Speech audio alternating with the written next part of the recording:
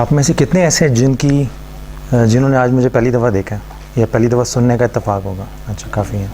ٹھیک ہے، thank you. ٹھیک ہے جی. ہیں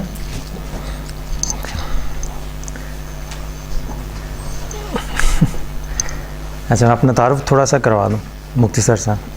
میرا نام نعیم مشتاق ہے، اور ایک تو آپ کو کارڈ ڈسٹریبیوٹ کر دی ہیں تھوڑا سا پروفیشنل بیک گراؤنڈ کے لیے.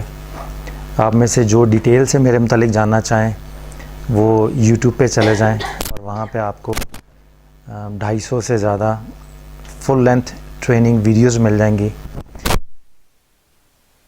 فکر اور فلسفہ شخصیت سے جاننا چاہیں تو آپ کو اس سے کافی آئیڈیا ہو جائے گا. سیکنڈلی، اگر آپ نے پچھلے کوئی لیکچرز مس کیے ہیں انٹرفیتھ ڈائلاگ پہ یا لاہور میں جو راہیل کے ساتھ ہوتے رہے ہیں، جس میں لیٹسٹ تھا conflict management in the new testament, اس پہ ایک لیکچر ہوا تھا. تو جو بھی سیشن ہوئے ہیں آج کے سیشن کی طرح وہ سارے کے سارے ریکارڈ کر کے میں یوٹیوب پہ اپلوڈ کر دیتا ہوں، تاکہ جو لوگ یہاں نہیں ہیں، جو آؤٹ آف کنٹری ہیں یا کسی وجہ سے نہیں آ سکے، یا بعد میں اگر آپ اس کے نوٹس لینا چاہیں ڈیٹیل میں، اور یہ ایک یادگار بھی ہوتی ہے، تو یہ یادیں پرزرو رہیں اور پھر بعد میں آپ کے بھی کام آئیں، اور وہ لوگ جو اس چینل کو وزٹ کریں ان کے بھی یہ ساری چیزیں کام آ جائیں. تو ایک تو وہاں سے آپ کو کافی لٹریچر مل جائے گا. میں پیدائشی مسلمان ہوں، اور میں ان مسلمانوں میں سے ہوں جن کو پیدائشی طور پر اپنے مسلمان ہونے پر فخر محسوس ہوتا ہے. آج کل ایک رواج بھی ہے کہ انٹرفیتھ ڈائلاگ کے نام پہ اگر کوئی کرسچن ہے تو وہ کرسچن ہونے سے زیادہ اپنے آپ کو انسان ہونے کو پریفر کرے گا، اور اگر کوئی مسلمان ہے تو وہ اپنی مسلمانی کو تھوڑا سا سائڈ پہ رکھ کے تو اپنے انسان ہونے کو زیادہ پروموٹ کرے گا. جیسے کہ یہ ریکوائرمنٹ ہے کہ انٹرفیتھ ڈائلاگ میں آپ بحیثیت انسان شامل ہوں. تو میں بذات خود میرا اپنا جو تھیسس ہے ریسرچ کا، میں اس تھاٹ پروسیس سے ایگری نہیں کرتا.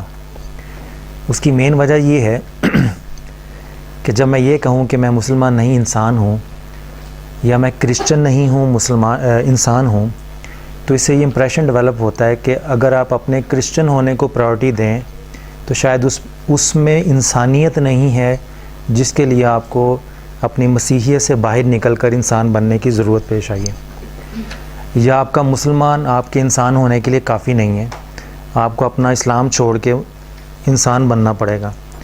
تو یہ دو ٹرمز ایسی ہیں جو فیشن کے طور پہ بہت زیادہ یوز ہوتی ہیں، بٹ میں سوچتا ہوں کہ جس آدمی کو اپنے مذہب سے محبت ہے یہ اس کے اگینسٹ جاتی ہیں.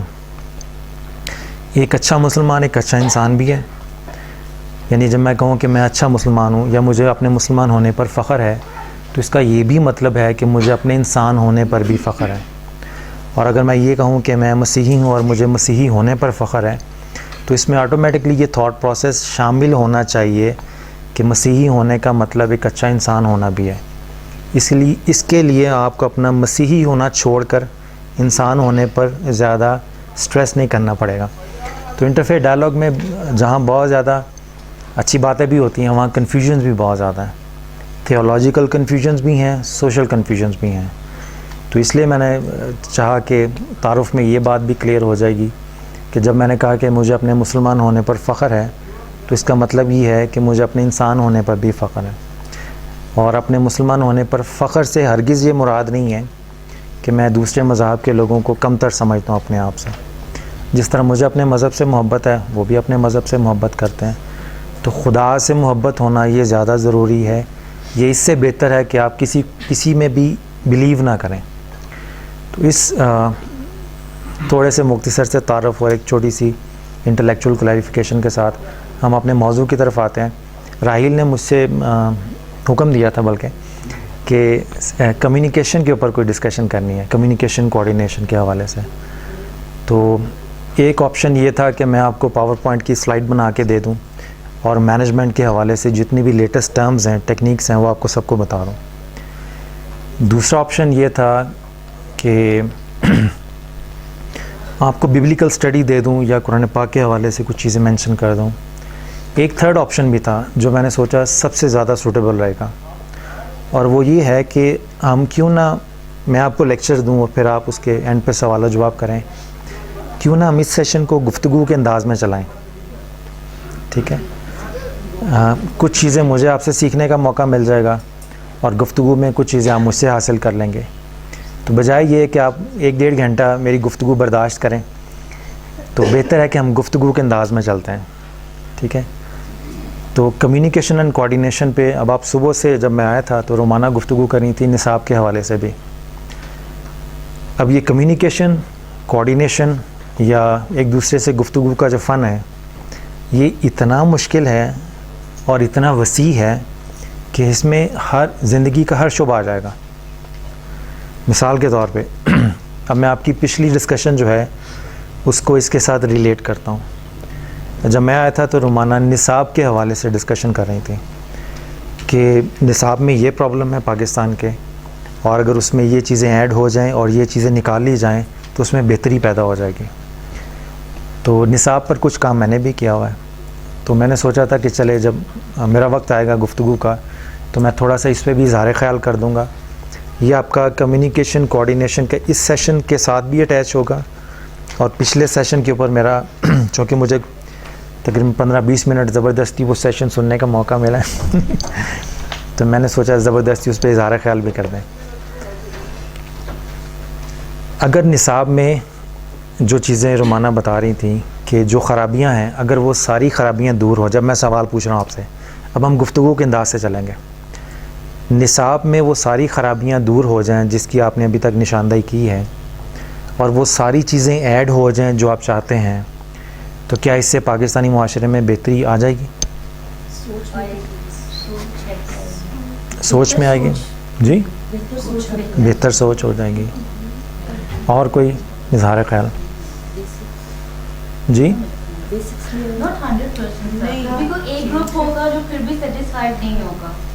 مگر ہم ایزیوم کر لیتے ہیں سارے خوش ہو گئے, ایک لمحے کے لیے فرض کر لیں کہ سارے خوش ہیں. نہیں وہ ٹھیک ہے, جو چیزیں ہم بک سے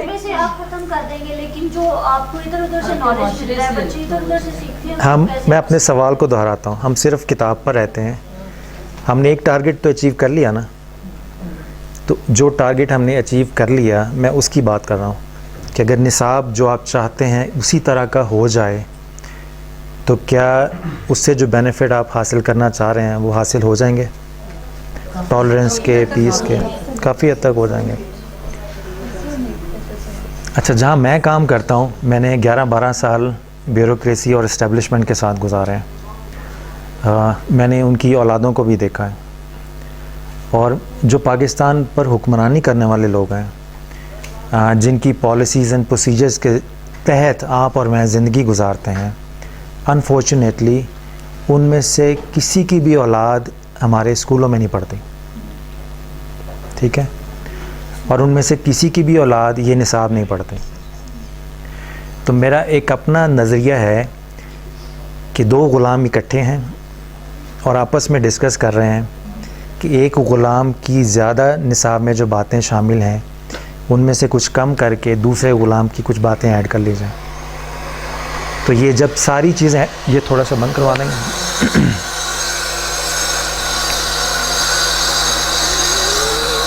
تو یہ ساری چیزیں اگر ٹھیک بھی ہو جائیں تو نصاب کی حیثیت غلامانہ سی ہے.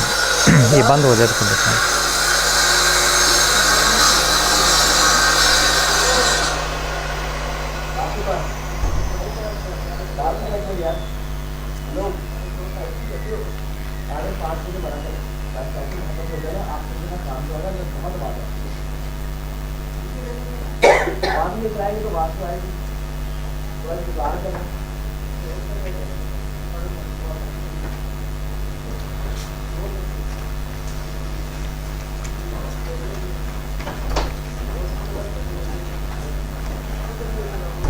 یہ نکتہ سمجھ گئے آپ؟ ٹھیک ہے, میں وہ بات کر رہا ہوں جو آپ کو شاید کوئی بتائے گا, مگر جہاں پہ میں بیٹھتا ہوں خوش قسمتی سے جو آبزرویشن میرے ذہن میں آتی ہیں, پاکستانی ابھی سچ ٹی وی پہ 14 اگست کو لائیو ٹرانسمیشن پہ میرا 1 گھنٹے کا انٹرویو ہوا تھا, وہ یوٹیوب پہ اپلوڈ بھی ہے, میں نے راہیل کو بھی اس کی فائل دے دی ہے.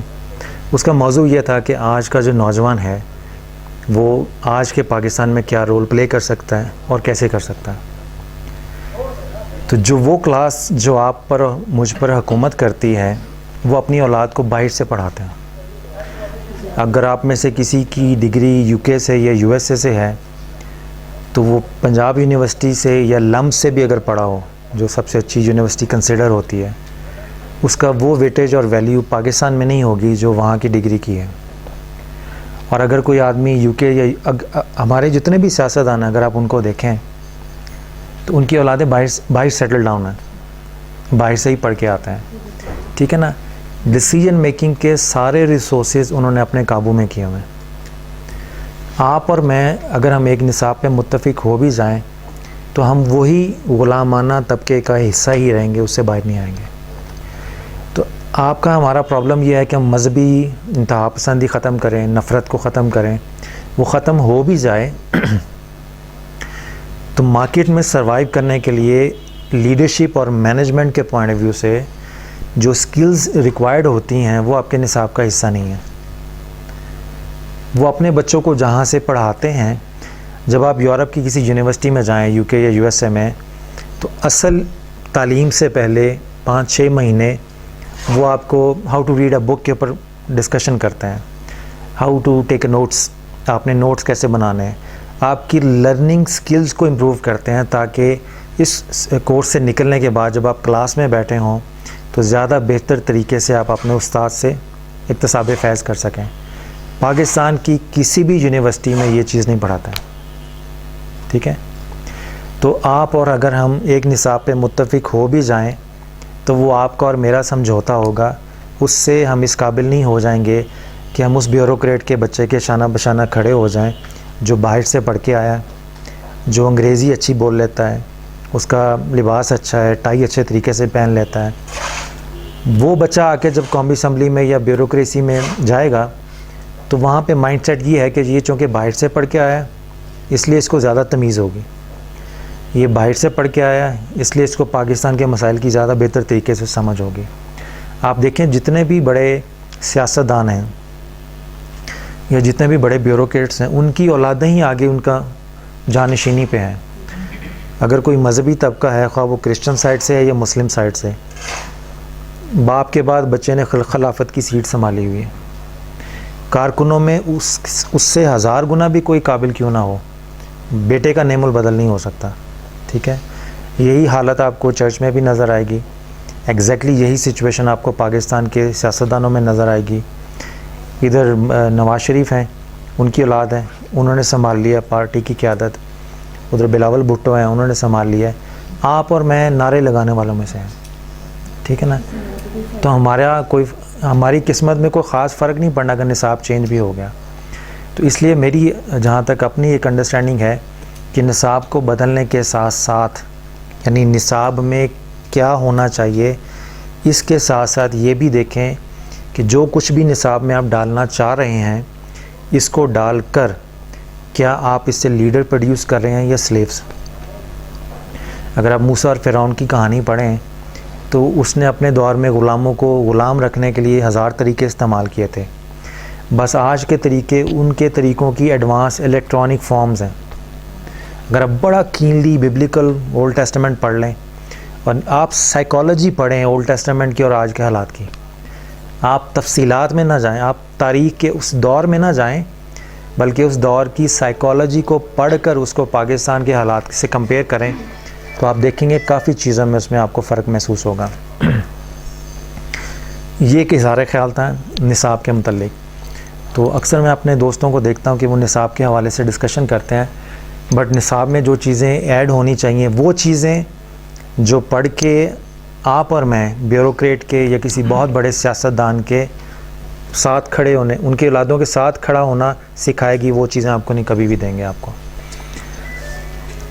اور دلچسپ بات ہے کہ ایک اور بھی چلتے چلتے جملہ میں بولوں گا کہ ہمیں یہ کہتے ہیں کہ پاکستان کے نصاب بہتر ہونا چاہیے اور اسکولوں کا معیار بہتر ہونا چاہیے, مگر خود فخر کرتے ہیں کہ اگر کسی کا بیٹا آسٹریلیا سے پڑھ جائے, اگر کوئی دیندار ہے تو مصر کو کوٹ کرے گا جی جامعہ الازہر سے کیا ہوا ہے, حالانکہ اپنی یونیورسٹی یہاں کھولی ہوئی ہے.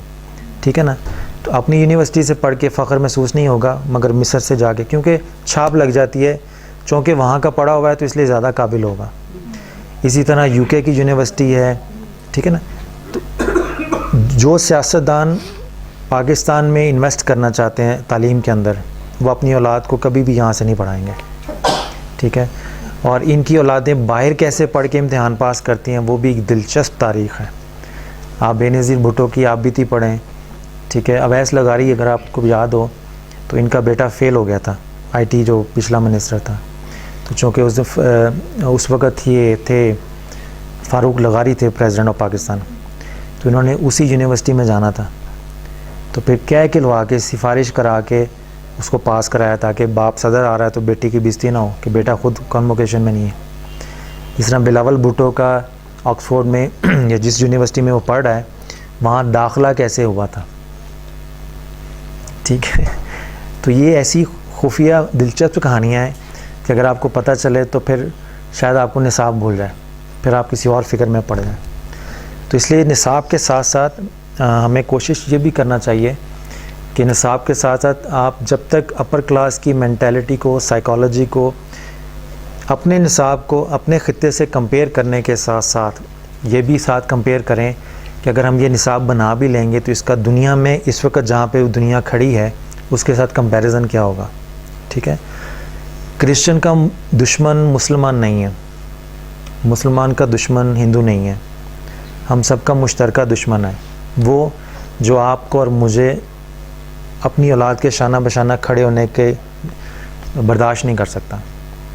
جس دن آپ کسی بیوروکریٹ کے یا سیاسی قائد کے بیٹے کے برابر کھڑے ہونے کا ہمت رکھ لی یا قابل ہو گئے، اس دن ان کو اچھی خاصی مصیبت پڑ جانی. کیوں کہ پھر ان کو باقی لوگوں کو بھی دیکھنا پڑے گا، ٹھیک ہے نا. تو یہ بڑی ایک دلچسپ سیپریٹ تاریخ ہے کہ ہمارے نظام تعلیم کے ساتھ کیا کچھ ہو رہا ہے اس وقت. اس میں آپ اور ہمیں ایک طرح سے یہ لالی پاپ ہی دیا ہوا ہے کہ نصاب چینج کرنے کی بحث میں پڑے رہیں، اور جب چینج ہو جائے گا تو حالت یہی رہنی ہے، ٹھیک ہے. پہلے بھی جتنی کوششیں ہوئی ہیں اس کو بھی دیکھ لیجیے آپ. تو میرا ذاتی خیال یہ ہے کہ کوشش کریں کہ جہاں جہاں تک آپ کا دائرہ اختیار ہے اپنی یونیورسٹیز میں، اپنے چرچز میں، نصاب کے ساتھ ساتھ لیڈرشپ اور مینجمنٹ کے ٹاپکس بھی ایڈ کریں. انگریزی بول لینا بہت اچھی بات ہے، یہ آپ کو اس قابل کر دے گا کہ آپ دوسری زبان، انگریزی زبان میں لکھی ہوئی کتابیں پڑھ لیں. مگر اگر آپ نے اردو میں نفرت پر مبنی کتاب پڑھنی ہے اور انگریزی پڑھ کے پھر آپ انگریزی میں نفرت والی کتاب پڑھیں تو کوئی فرق نہیں. آپ نے زبان بدلی ہے، نیت نہیں بدلی، ٹھیک ہے. تو جب آپ اچھا صحت مند لٹریچر پڑھیں گے، لیڈرشپ مینجمنٹ کے کورسز بھی بیچ میں ڈالیں گے، تو آپ کی نیت پہ وہ جا کے ہٹ کرے گا. آپ کو پتہ چلے گا کہ میں کیا ہوں، کیا کرتا رہا ہوں اور آگے میں نے کیسے چلنا ہے. تو یہ ایک چھوٹی سی بات تھی نصاب کے حوالے سے بھی. اب میں اس کو ریلیٹ کرتا ہوں کمیونیکیشن اینڈ اس کے اوپر، کوآرڈینیشن کے اوپر. جب ہم کمیونیکیشن کی بات کرتے ہیں، گفتگو کی بات کرتے ہیں، تو گفتگو سے کیا مراد لیتے ہیں؟ بات چیت. کس سے؟ ایک آپس میں ایک دوسرے کے ساتھ بات. تو جب میں نے کمیونیکیشن کا لفظ بولا تو آپ کے ذہن میں کیا تھا کہ میں آپ کو یہ اس فن پہ کچھ بتاؤں گا کہ ایک دوسرے سے کیسے بات چیت کرنی ہے؟ جی، کسی کو کنونس کیسے کرنا ہے، ایک دوسرے سے رابطہ کیسے رکھنا ہے، ٹھیک ہے. بات دوسرے کو کیسے پہنچانی ہے. مگر اتنے کورسز ہو رہے ہیں کمیونیکیشنز کے اوپر، سکلز کے اوپر، بہتری کیوں نہیں آ رہی؟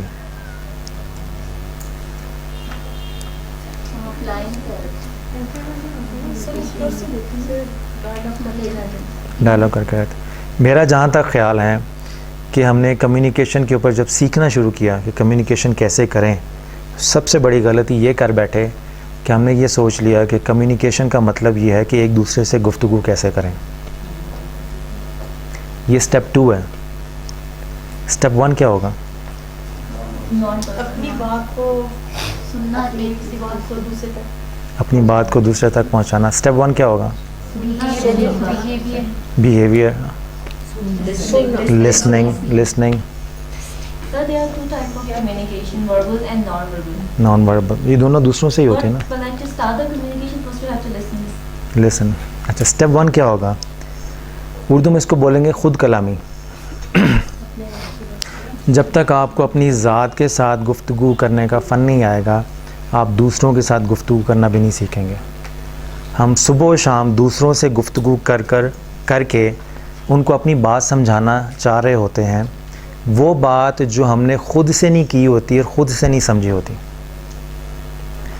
تو جس پہ ہم خود کنسیپچولی کلیئر نہیں ہے, ہم دوسروں سے توقع رکھتے ہیں کہ وہ ہماری بات کو سمجھیں گے. تو ٹپ نمبر 1 یا ٹوٹکا نمبر 1 وہ یہ ہے کہ کمیونیکیشن سے مراد یہ ہے کہ پہلے انسان اپنی ذات سے بات کرنا سیکھے.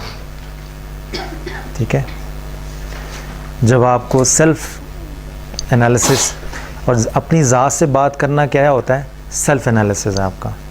ٹھیک ہے, اب دوسرا سوال یہ ہے کہ اپنی ذات سے بات کیسے کریں گے, کیا بات کریں گے اپنی ذات سے. ٹھیک ہے, اپنے آپ کو جانچنا. اپنے آپ کو جانچنا. چھوٹا سا جنہوں نے پہلے سیشن اٹینڈ نہیں کیا اور جنہوں نے کیا ان کے لیے تھوڑی سی ریپیٹیشن ہو جائے گی. پہلے ہم یہ دیکھ لیتے ہیں کہ میں کیا ہوں, یعنی اپنے آپ سے بات کرنا. تو یہ اپنا آپ کیا چیز ہے, اس کو پہلے ڈیفائن کر لیتے ہیں. ٹھیک ہے, جب آپ مجھے دیکھتے ہیں تو نئی مشتاق کی ایک شخصیت ہے, راحیل کی ایک شخصیت ہے, آپ کے ارد گرد دوست احباب ہیں, بہنیں ہیں, بھائی ہیں, ان کی ایک شخصیت ہے. تو یہ شخصیت کیا ہوتی ہے, یہ چیز ذہن میں رکھیے گا کہ شخصیت خود کلامی سے ہی بنتی ہے. آپ اپنی ذات سے جو بات کرتے رہیں گے وہی بن کے آگے آئیں گے اور دوسرے بھی آپ کو اسی طرح پہچانیں گے. شخصیت ہوتی کیا ہے, کیسے ڈیفائن کریں گے.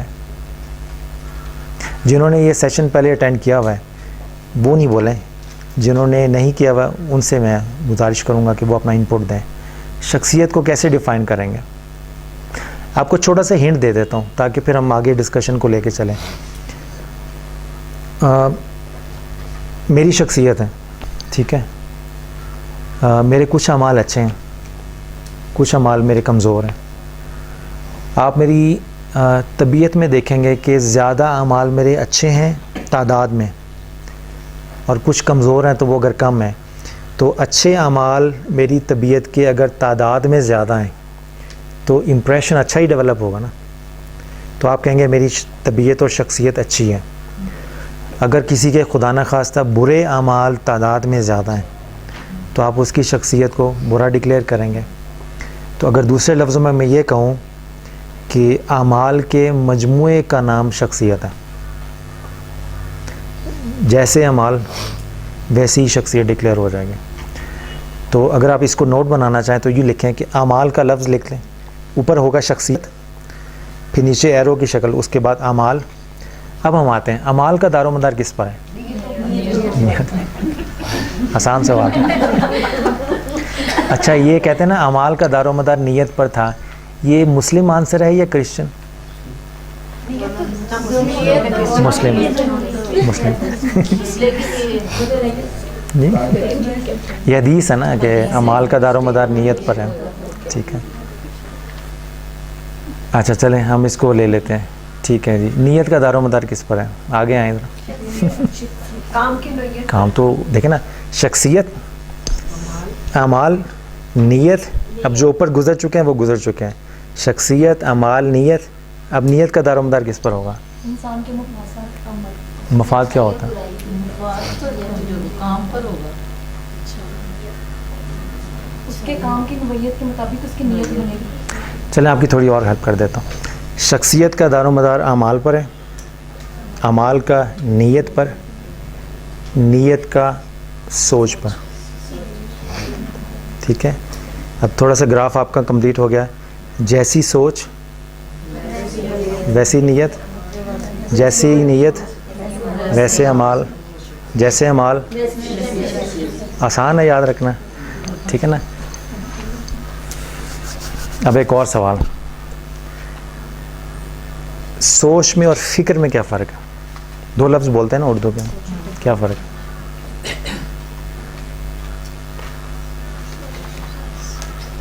سر سوچ سوچ نیگیٹو بھی ہو سکتی ہے, پازیٹیو بھی ہو سکتی ہے. فکر نیگیٹو بھی ہو سکتی ہے, پازیٹیو بھی.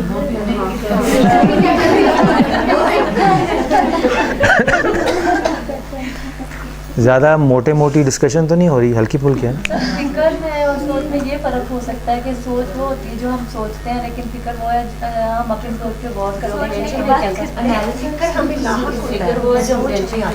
اچھا, یہ وہ فکر پریشانی والی نہیں ہے. ایک فکر ہوتی ہے نا, مجھے فکر لگ گئی, نہیں وہ پریشانی والی فکر نہیں ہے. سوچ میں اور فکر میں. اچھا, اگر آپ نے سوچنے میں اور فکر میں فرق قائم رکھنا ہے تو اس کا ایک اور آسان طریقہ ہے. نہیں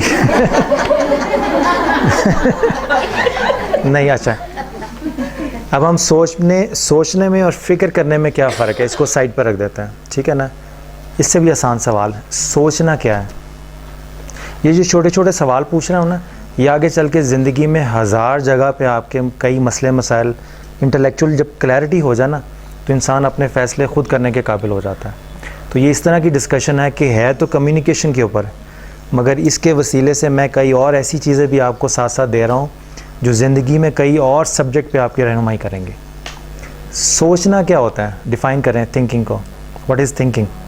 کسی بات کا غور و فکر کرنا. غور و فکر کیا ہوتا ہے؟ جانچ پڑتال اچھائی اور برائی کا کیا چیز میرے حق میں بہتر ہے, کیا چیز میرے خلاف چاہتی ہے. اگر ان کی میں کہوں باتوں کو مزید آپ اپنے لفظوں میں بیان کریں, جن کو آواز آئی وہ بیان کریں. انہوں نے کہا ہے کہ جانچنا پڑتال کرنا, کیا حق میں بہتر ہے کیا نہیں ہے. سوچنا کیا ہوتا ہے؟ کون کون سوچتا ہے؟ سارے ہی سوچتے ہیں. سوچ جو ہے وہ نیچرل ہے, نیچرل ہے. جس پہ ہم زیادہ ٹینشن دیتے ہیں وہ فکر. زیادہ ٹینشن وہ تو پریشانی والی ہوتی ہے نا. پریشانی میں انسان پھر انٹلیکچوئل ڈسکوری تو نہیں کرتا نا کوئی. سوچ ہمارے ارد گرد میں جو ہو رہا ہے ماحول کے مطابق ہم چل رہے ہوتے ہیں. اگر آپ کبھی آرام سے آنکھیں بند کر کے جس مسئلے پہ سوچ رہے ہوں تو ان کی بات ٹھیک ہے. سوچنا کیا ہوتا ہے؟ مثال کے طور پہ اب راہیل نے کہا, جب میں نے کانفلکٹ مینجمنٹ پہ نیو ٹیسٹمنٹ پہ دیا تھا لیکچر, تو اب میرے پاس, میں آپ کو مثال سے سمجھا رہا ہوں. میرے پاس نیو ٹیسٹمنٹ ہے, ٹھیک ہے.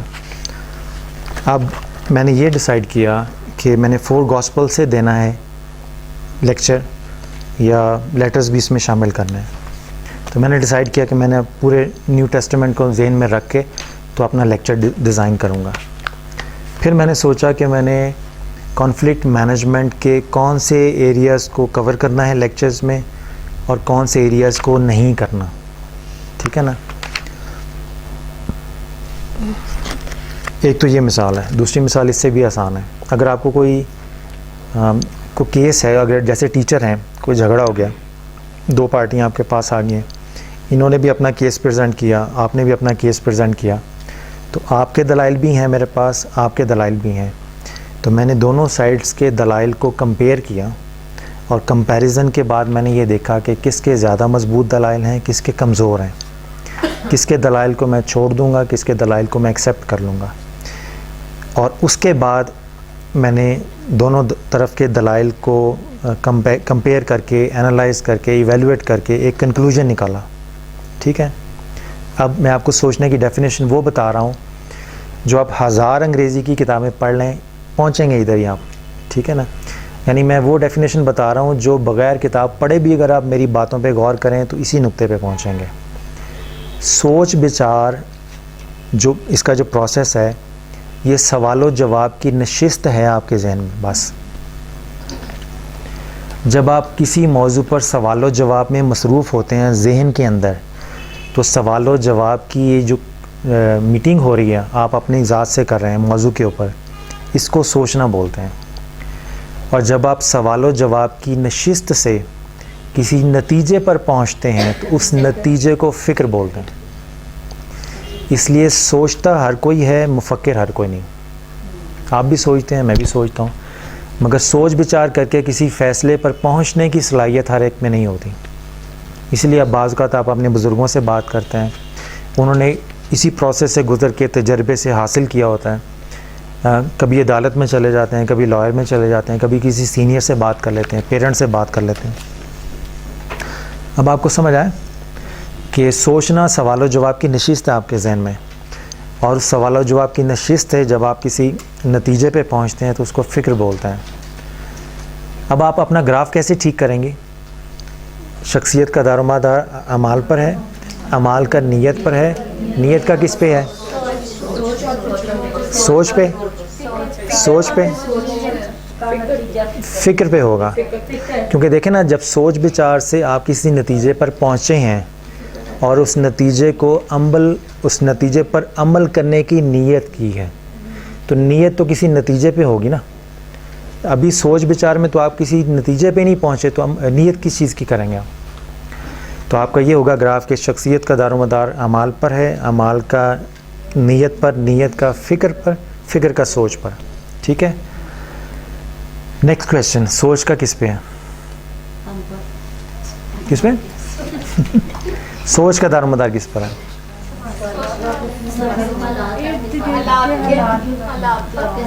حالات پر ہیں, واقعات ہو گئے, اور آپ کے خود پر ہو گئے, اور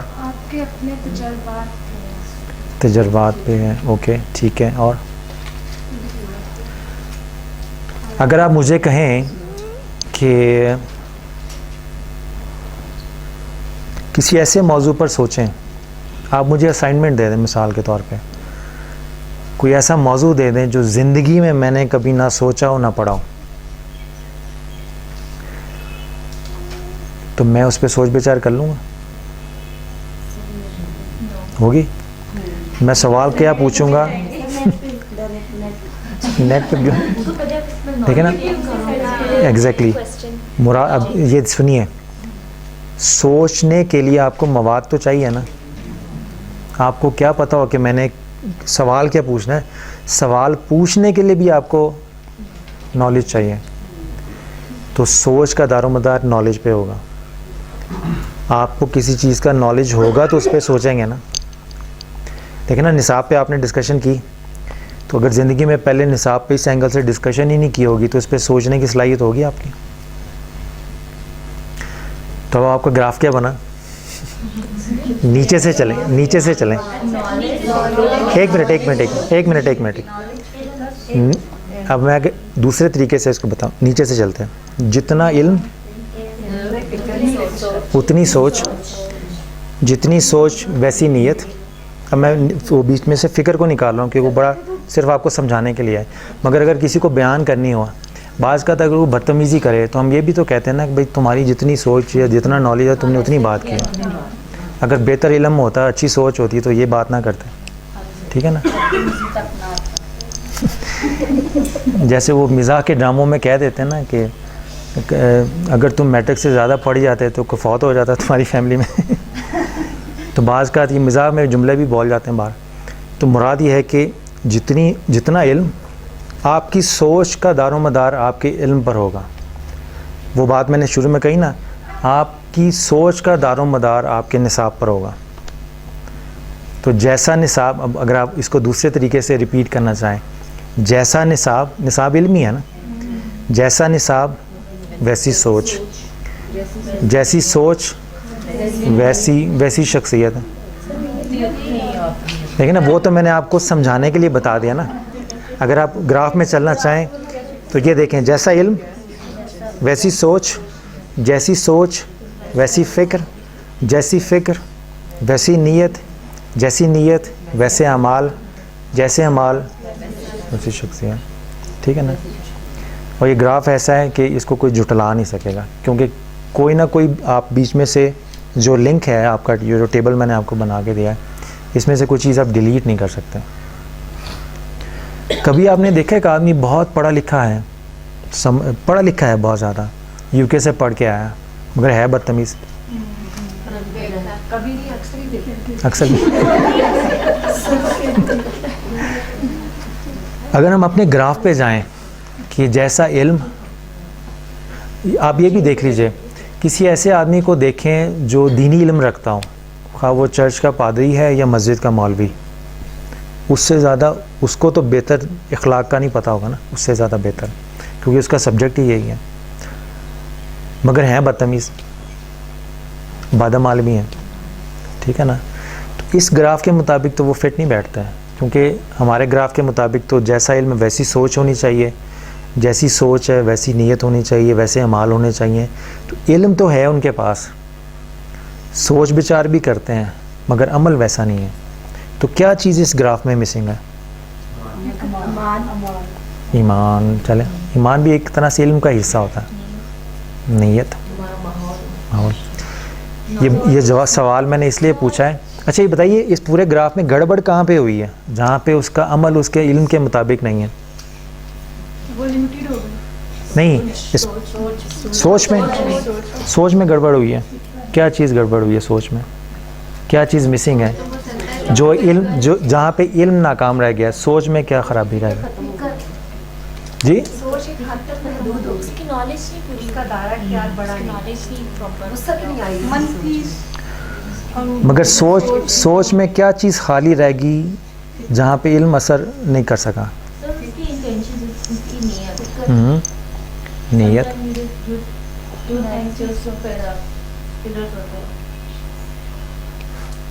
اچھا چلیں میں آپ کو اس کا فلسفی سمجھا دیتا ہوں، پھر آپ کو ہزار فوراً مثالیں ذہن میں آ جائیں گی. ٹھیک ہے، جو سوچ بچار کا عمل ہوتا ہے یہ ایک فن بھی ہے، یہ محض علم حاصل کرنے سے نہیں آتا. ٹھیک ہے، جب آپ کمپیریزن کر رہے ہیں ہم دو مختلف تھاٹس کا، تو کمپیریزن اگر آپ ایسے بزرگوں کو دیکھیں جو گاؤں میں ہیں یا چرچ میں ہیں، جو کبھی اسکول نہیں گئے، مگر آپ اگر ان کے ڈیسیجنز دیکھیں تو ان کے ڈیسیجنز سے معاشرے میں، گھر میں، محلے میں، ہر جگہ امن آتا ہے.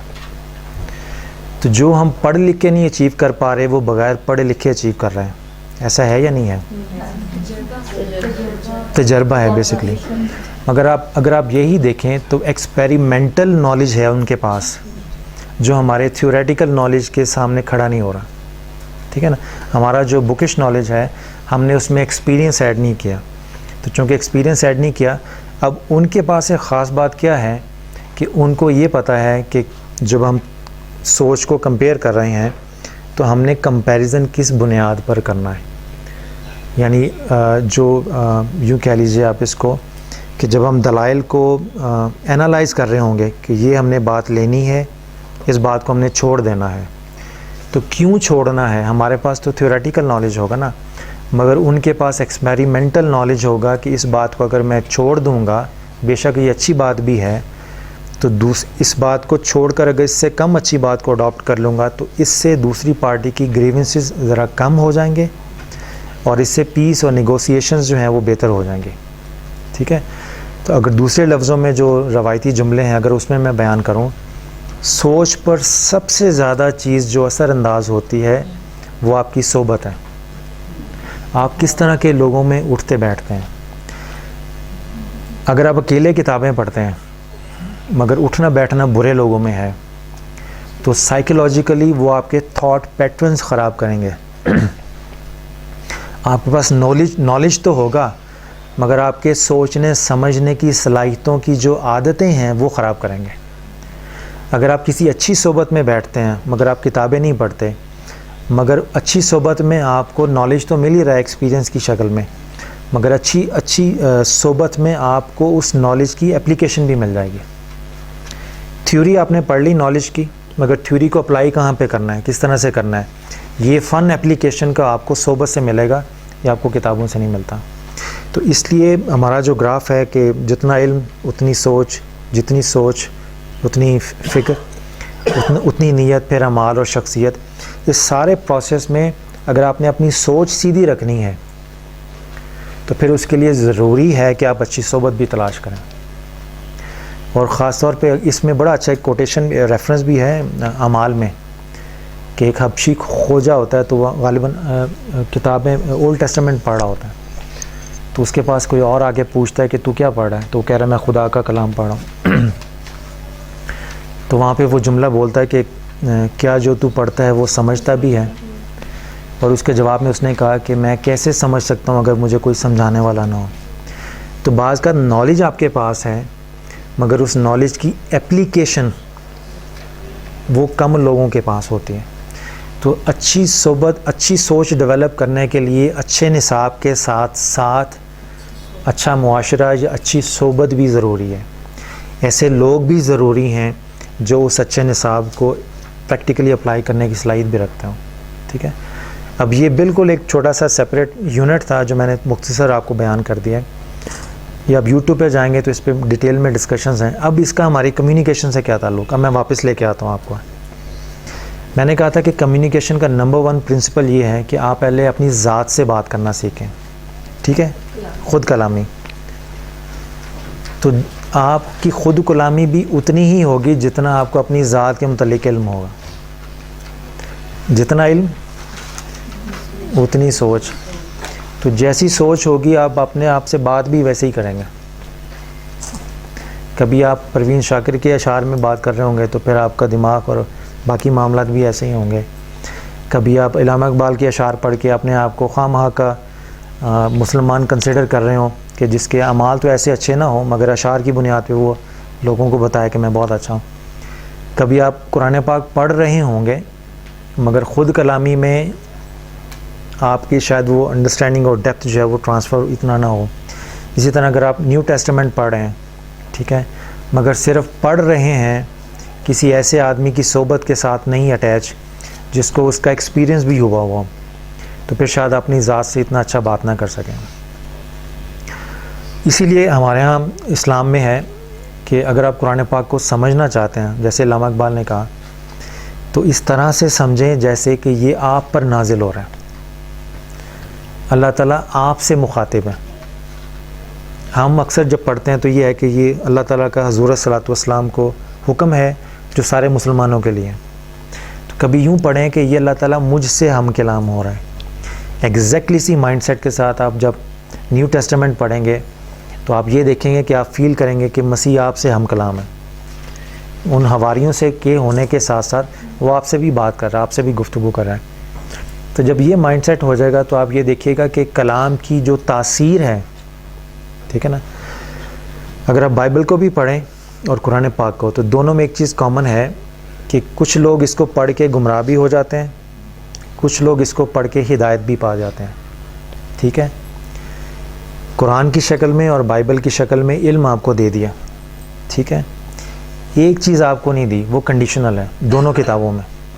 یہ بائبل میں بھی ہے اور اسلام قرآن میں بھی ہے کہ جب آپ کی نیت ٹھیک ہوگی نا تو اس لفظ کے ساتھ جو برکت ہے وہ آپ کو ٹرانسفر ہونا شروع ہو جائے گا.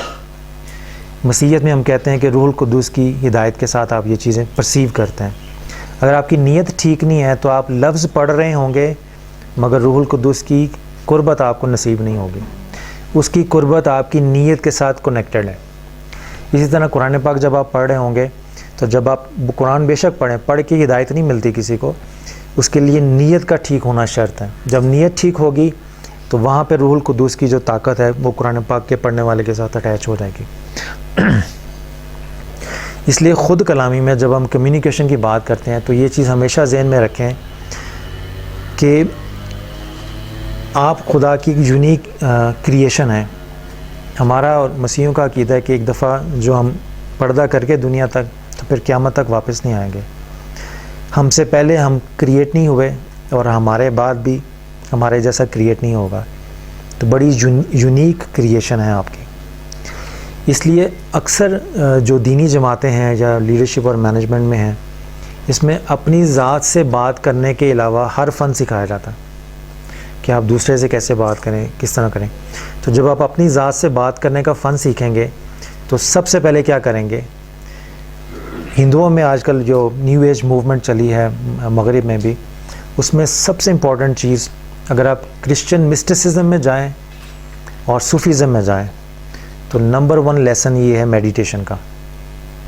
اگر آپ نے خود کلامی سیکھنی ہے، اور خود کلامی میں ہوتا یہ ہے کہ آنکھیں بند کر کے اپنی ذات سے کلام نہیں کرنا، آنکھیں بند کر کے اندر سے پوچھنا ہے کہ اس کی طلب کیا ہے، اندر سے جواب کیا آ رہا ہے، اندر سے سوال کیا آ رہے ہیں. جب آپ اپنے اندر سے کنیکٹڈ ہو جائیں گے، اٹیچ ہو جائیں گے، صرف سننے کی عادت ڈالیں خاموشی کے ساتھ. کبھی کبھی سوال کا جواب نہ دینا بھی بہتر ہوتا ہے. جب لڑائی ہو رہی ہو آپس میں تو آپ یہ دیکھیں گے کہ اگر آپ دوسرے فریق کا جواب نہ بھی دیں اور صرف خاموش رہیں تو وہ بھی بعض کا معاملات کو ٹھنڈا کرنے کا سبب بنتی ہیں. تو جب آپ اپنی ذات سے اٹیچ ہوں تو اس کے لیے ضروری ہے کہ آپ اپنی اندر کی آواز کو سننے کی کوشش کریں خاموشی کے ساتھ. اور اس کا بہترین طریقہ ایک تو میڈیٹیشن ہے اور دوسرا بہترین طریقہ یہ ہے کہ آپ اپنے سوالوں کے جواب اپنی الہامی کتاب میں تلاش کریں. یعنی ہم میں سے اکثر لوگوں کو بائبل پڑھنے کی عادت نہیں ہے, اکثر لوگوں کو قرآن شریف پڑھنے کی عادت نہیں ہے.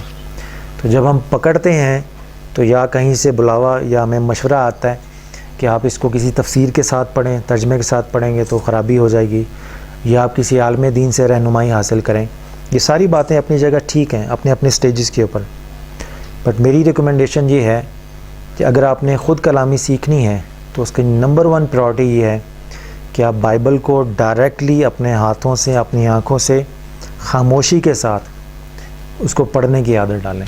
وہ سٹوری ساری اپنی ذہن سے نکالیں, ذہن میں بٹھائیں. اسی طرح قرآن پاک کو ڈائریکٹلی ترجمے کے ساتھ جو ترجمہ بھی آپ کو پسند ہے اس کو لیں اور اس کو پڑھنے کی عادت ڈالیں. آپ دیکھیے گا اکثر و بیشتر سوالوں کے جواب جو آپ اپنے ذہن میں رکھتے ہیں اور دوسروں سے پوچھنا چاہتے ہیں وہ آپ کو قرآن پاک کے متن سے اور بائبل کے متن سے مل جائیں گے. ایک تو یہ ہو گیا خود کلامی کا, ٹھیک ہے, اپنی ذات سے بات کرنے کی کوشش کریں. اور دوسرا یہ کام کریں کہ ڈیلی ڈائری آپ میں سے کون کون لکھتا ہے؟ ڈائری لکھنے کی عادت ہے کسی کی؟ پلانر کی.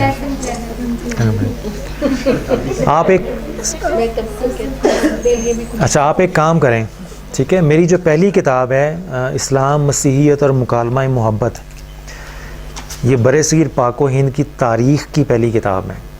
اور یہ لکھی کس طرح تھی کہ جب میں نے اس کو لکھنے کا ارادہ کیا تو اس سے پہلے میری ایک عادت ہے کہ چھوٹی سی ایک ڈائری میں نے رکھی ہوئی ہے گھر میں.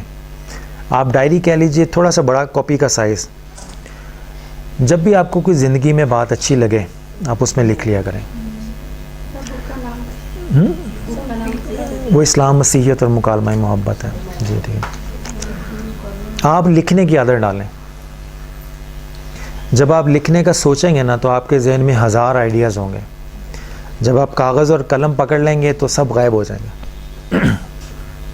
ٹھیک ہے, اس سے پتہ چلے گا کہ آپ اپنی روزمرہ معاملاتی زندگی میں وہم زیادہ کرتی ہیں یا سوچتی ہیں. جب آپ کاغذ اور قلم پکڑیں گی تو جو وہم ہو جائے گا غائب ہو جائے گا اور جو خیال ہوگا وہ پکڑے گا. جب آپ اپنے خیال کو لکھنے کی عادت ڈالیں گی اور ایک پیراگراف کے بعد اپنا پیراگراف پڑھیں گی تو آپ کوشش کریں گے کہ اس کو پھاڑ دیں یا کاٹ دیں, تاکہ یہ کوئی پڑھ کے یہ نہ سمجھے کہ یہ کس احمق نے لکھا ہے. ٹھیک ہے, وہی کہہ رہا ہوں نا, آہستہ آہستہ کلیئرٹی آئے گی. ٹھیک ہے نا, میں یہ بات کہہ رہا ہوں کہ دیکھیں جب آپ سوچتے ہیں تو مختلف خیال آپ کے ذہن میں ہوتے ہیں نا. تو جس طرح انسانوں میں ہر انسان بات کرنے کے قابل نہیں ہوتا یا توجہ کرنے کے قابل نہیں ہوتا, خیالات بھی انسانوں کی طرح ہیں. فضول خیالات ہیں, گندے خیالات ہیں, اچھے خیالات ہیں, خوبصورت خیالات ہیں. آپ کے مائنڈ کے مطابق آپ کو جو خیال اچھا لگے اس کو لکھ لیا کریں. بعض اوقات جب میں لکھتا ہوں تو ایک خیال ایک پورے چیپٹر کی بنیاد بنتا ہے. آپ نے کبھی اپنی ویلیوز لکھی ہیں؟ ویلیوز, ٹھیک ہے, ویلیوز یہ ہوتی ہیں کہ آپ ڈیسائیڈ کریں کہ آپ نے کون سی اخلاقی اقدار کے مطابق زندگی بسر کرنی ہے. دنیا ادھر سے ادھر ہو جائے مگر آپ نے ان سے نہیں ہٹنا. ایک تو وہ ہے نا جو آپ کے مذہب نے آپ کو دی ہیں, ایک وہ ہے جو خود سے آپ اپنے لیے ڈیسائیڈ کریں اپنے ہی مذہب کی روشنی میں. مثال کے طور پہ میری ایک اخلاقی ویلیو یہ ہے کہ میں اپنی عزت نفس پہ کبھی سودا نہیں کرتا. اس کو میں نے لکھا بھی ہوا, اور وہ یہ ہے کہ جہاں میں فیل کروں کہ میری عزت نفس مجروح ہو رہی ہے وہاں پہ اگر مجھے 1 کروڑ کا بھی فائدہ ہوگا تو میں چھوڑ دوں گا وہ. میرے لیے دنیاوی فائدے خواہ کتنے ہی بڑے کیوں نہ ہوں، میری شخصیت یا میری عزت نفس سے زیادہ قیمتی نہیں ہے. میں اس کو ہر حال میں پروٹیکٹ کروں گا. عزت نفس کیا ہوتی ہے بیسیکلی؟ ایک نعیم تو یہ ہے جو آپ دیکھ رہی ہیں، ٹھیک ہے نا. ایک نعیم وہ ہے جو میرے اندر چھپا ہوا ہے، جو مجھے گائیڈ کرتا ہے، ٹھیک ہے. تو خود کلامی میں نے باہر والے نعیم نے اندر والے نعیم سے خود کلامی کرنی ہوتی ہے. یعنی باہر والے انسان نے اندر چھپے ہوئے انسان سے بات کرنی ہوتی ہے.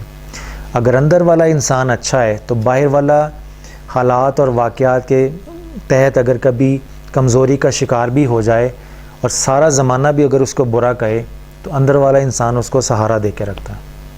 ٹھیک ہے. آپ اعمال کی کتاب پڑھیں نا، کتنے لوگ تھے جو مسیحی ہوئے تھے، ٹھیک ہے.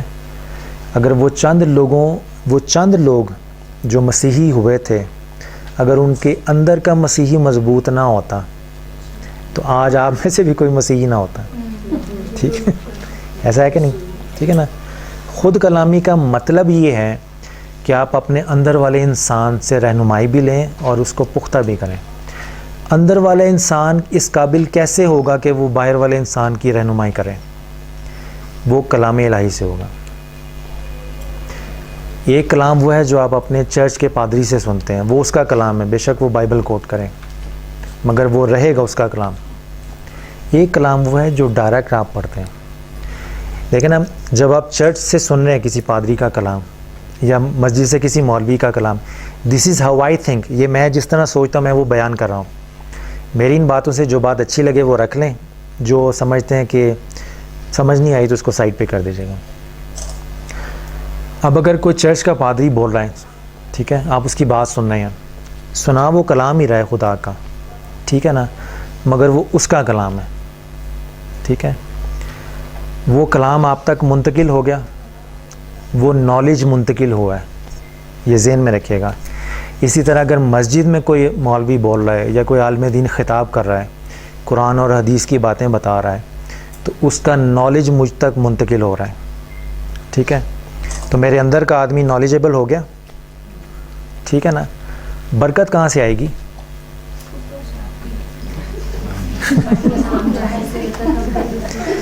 جب آپ ڈائریکٹ دیکھیں نا، ہمارے ہاں مسلمانوں میں تلاوت کلام پاک کا علیحدہ سے ثواب ہے. تو اگر میں کسی مسجد کے مولوی سے 1.5 گھنٹے کا اسلام پر لیکچر سن لوں تو وہ تلاوت کا نعم البدل تو نہیں ہے نا. تو اس کا مطلب ہے تلاوت میں کچھ ہے تو اس میں کچھ ثواب رکھا ہوا ہے نا. تو جب میں تلاوت کا مطلب کیا ہے کہ اس کے بہانے لوگ ڈائریکٹ مجھ سے ہم کلام تو ہوں، ٹھیک ہے. اسی طرح بائبل کے جب آپ مطالعہ کرتے ہیں، اس کو تلاوت بول لیجیے آپ، تو پادری سے سننا اور خود پڑھنے میں کچھ فرق تو ہے، ٹھیک ہے نا. اس سے انسپائریشن مل سکتی ہے، برکت صرف ادھر سے ملے گی، ٹھیک ہے نا. اگر سب کچھ پادری نے دینا تو ہو سکتا ہے پھر کلام کی اہمیت آہستہ آہستہ ختم ہو جائے. تو اس لیے میں کہتا ہوں جب آپ ڈائریکٹلی بائبل کو پڑھتے ہیں یا ڈائریکٹلی قرآن پاک کو پڑھتے ہیں تو ڈائریکٹ ملنے کا اپنا مزہ ہے اور کسی کے وسیلے سے ملنے کا اپنا مزہ ہے، ٹھیک ہے نا. تو اندر کا آدمی جب وہ نالجبل ہوگا تو وہ کسی کی بات سن کے بھی نالجبل ہو جائے گا، مگر اندر کے آدمی کی کو برکت اور انسپائریشن وہ جب تک آپ ڈائریکٹلی کلام نہیں پڑھیں گے اس وقت تک ممکن نہیں ہے، ٹھیک ہے. یہ خود کلامی پہ تھوڑی سی ڈسکشن ہوگی ہے. اب ہم اس کو یہاں اینڈ کرتے ہیں تاکہ آگے بھی چلیں. اب ہم آتے ہیں ایک دوسرے سے گفتگو کے اوپر. یہ اتنی کافی ہے خود کلامی پہ، ٹھیک ہے نا. ورنہ پھر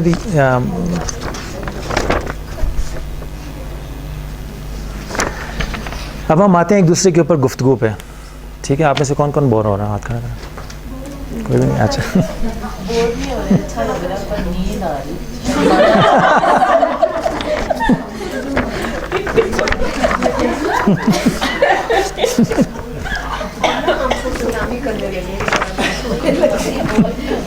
اس میں میرا قصور نہیں ہے،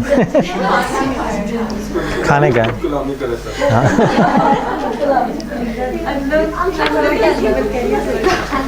ہاں یہ سیشن کے بعد خود کلامی کرنی، اس سے پہلے نہیں. اچھا جب ہم ایک دوسرے سے بات کر رہے ہوتے ہیں تو اب اس میں دو چیزیں انوالو ہیں, ایک آپ اور ایک میں. جب دو ہوں گے تو گفتگو ہوگی نا, ٹھیک ہے نا. یہی اصول ویسے خود کلامی پہ بھی اپلائی ہوتا ہے کہ اس میں بھی دو ہی ہوتے ہیں, ایک اندر کا ایک باہر کا, ٹھیک ہے نا.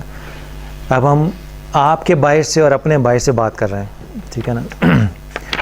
اور گفتگو کا مطلب یہ ہوتا ہے کہ میرا اندر آپ کے اندر سے کنیکٹڈ ہو جائے. ہم میرے اندر کی جو طلب اور نیت ہے چھپی ہوئی دماغ میں, یا جو میں سوچ رہا ہوں دل میں اور میں اپنی زبان کے ذریعے آپ تک پہنچا رہا ہوں, وہ آپ کے دماغ سے ہو کے آپ کے دل میں اتر جائیں, ٹھیک ہے نا. تو آپ کا اندر اور میرا اندر اپنے باہر اور میرے باہر کا محتاج ہے.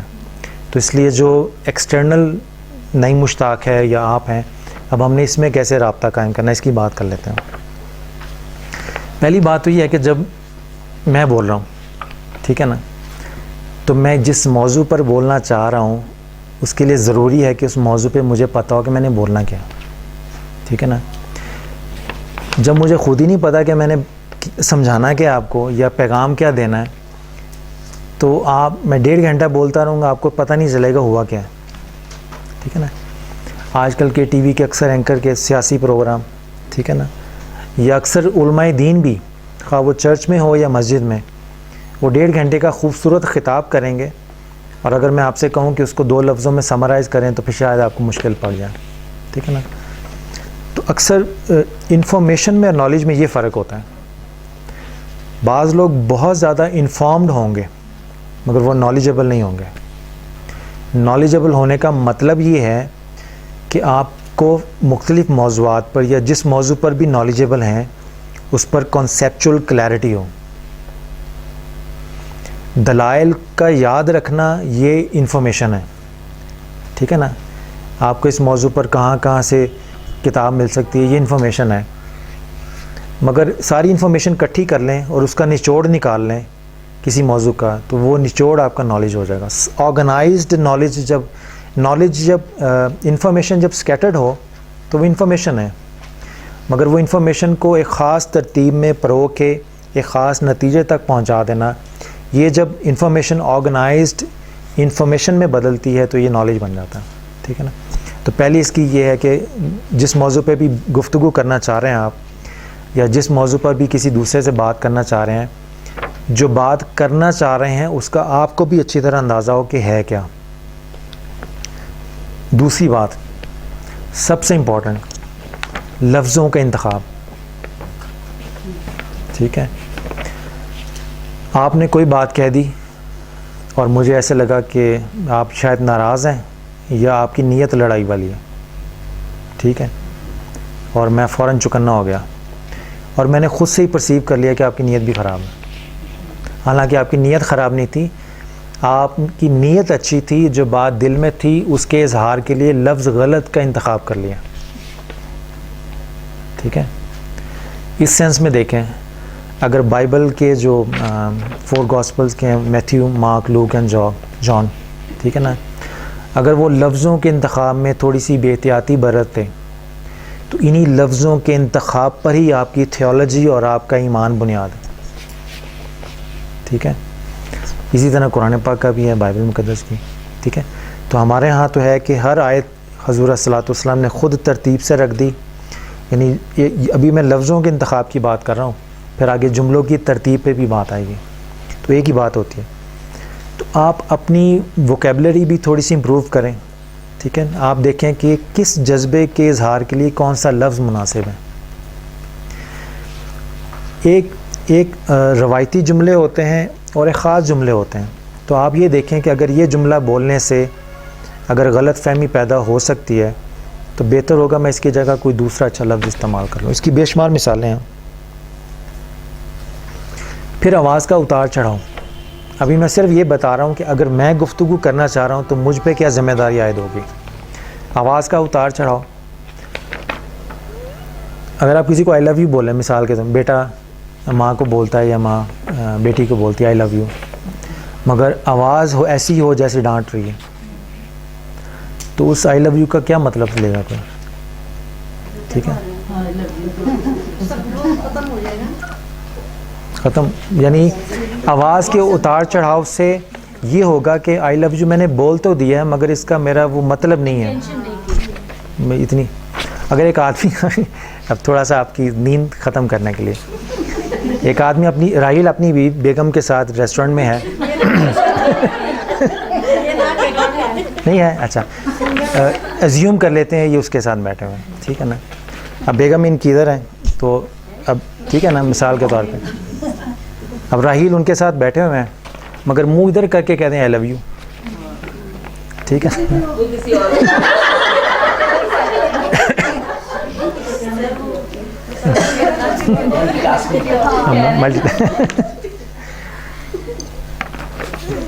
اس مثال میں کیا چیز ہے کہ باڈی لینگویج, ٹھیک ہے نا. تو مراد یہ ہے کہ جب آپ کسی سے گفتگو کر رہے ہوں تو آپ اپنی باڈی لینگویج سے, آواز کے اتار چڑھاؤ سے اس کی طرف پوری طرف متوجہ ہوں تاکہ اس کو یہ احساس ہو کہ یہ مجھ سے واقعی بات کرنا چاہ رہے ہیں. دیکھیں نا, جب مزاح ہو, لطیفہ سنانا ہو تو آپ کسی بھی طرف منہ کر کے لطیفہ سنا دیں, 2-3 دوستوں کے ساتھ ہیں تو وہ پورا مجمع ہنس پڑے گا. مگر جب آپ کسی کے ساتھ سنجیدہ گفتگو کریں تو اس کی طرف پوری طرح مخاطب ہوتے ہیں, آواز کا اتار چڑھاؤ لفظوں کے ساتھ ساتھ پھر اپنا پورا باڈی لینگویج اس کی طرف موو کر دیتے ہیں تاکہ اس کو احساس ہو کہ یہ مجھ سے کچھ کہنے لگا, ٹھیک ہے نا. تو جب آپ گفتگو کرتے ہیں تو آپ کا باڈی پوسچر, باڈی لینگویج اور آپ کا آواز کا اتار چڑھاؤ, یہ ساری چیزیں مل کے آپ کے لفظوں میں جان ڈالتی ہیں. اگر کسی نے دیکھنا ہو کہ آپ, نیت تو دماغ میں ہوتی ہے نا, ٹھیک ہے نا, اور لفظوں سے ادا ہونی ہے, مگر لفظوں کے ساتھ جب آواز اور باڈی لینگویج دونوں شامل ہو جائیں گی تو آواز کا اتار چڑھاؤ اور باڈی لینگویج یہ آپ کی نیت کو ریپرزینٹ کر رہی ہیں, ٹھیک ہے نا. تو لفظوں کے انتخاب میں بھی تھوڑا سا دیکھنا ہوتا ہے. اور چوتھی چیز, جب میں آپ سے مخاطب ہوں, امیجن کریں اگر میں آپ کو 1.5 گھنٹے کا لیکچر دے رہا ہوں, درمیان میں کوئی سوال و جواب کی اجازت نہیں ہے, گھنٹے کے بعد پھر آپ کو 30 منٹ کے بعد آپ کو اجازت ہوگی آپ سوال کریں. اگر یہ فارمیٹ ہوتا تو آپ زیادہ وہ فارمیٹ انجوائے کرتی ہیں یا یہ کر رہی ہیں جو ابھی اس وقت ہے؟ یہ بہتر ہے یا وہ والا بہتر ہے؟ یہ بہتر ہے. اس کا فائدہ کیا ہے؟ مجھے کیا فائدہ ہے؟ مجھے کیا فائدہ ہے؟ نہیں میں ریلیکس ہوں مگر مجھے ٹیکنیکلی کیا فائدہ ہے؟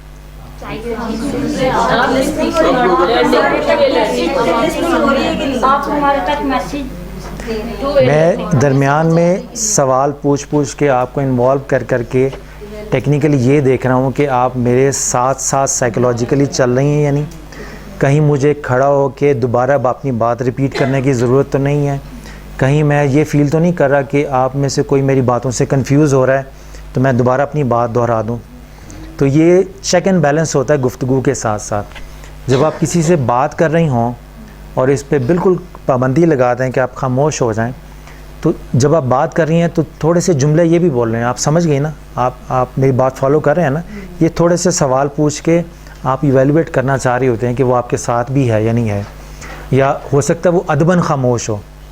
اگر بیٹی ہے تو ماں کے سامنے نہیں بولے گی, اگر بیٹا ہے تو باپ کے ساتھ نہیں بولے گا, اگر اچھا محبت کرنے والا دوست ہے تو ادب میں مروت میں آپ کی بات نہیں کاٹے گا, ٹھیک ہے نا. مگر آپ کا یہ فرض ہے کہ درمیان میں یہ تھوڑے جملے بول کے ایویلویٹ کرتے رہیں کہ اس کے لیے آپ کا کوئی جملہ ہو سکتا ہے آپ نے کوئی ایسا لفظ منتخب کر لیا ہو جو اس بیچارے نے یا بیچاری نے زندگی میں پہلی دفعہ سنا ہو. اگر آپ نے خدا نہ خواستہ کو انگریزی کا ہی نیا جملہ ایڈ کر لیا ہو, ٹھیک ہے نا. تو بعض کا گفتگو کے درمیان میں چھوٹے سوال پوچھنے کا فائدہ یہ ہوتا ہے کہ آپ کو پتہ چلتا رہتا ہے کہ وہ آپ کی بات فالو کر رہا ہے یا نہیں کر رہا, آپ کے ساتھ ہے یا نہیں ہے سائیکولوجیکلی. یہ چند ایک چیزیں تھیں جو بولنے والے کے حوالے سے تھیں. اب آ جاتے ہیں آپ کی سائڈ پہ, سننے والے کی سائڈ پہ. اس پہ چند ایک چیزیں نوٹ کر لیجیے گا. اس میں نمبر 1 بات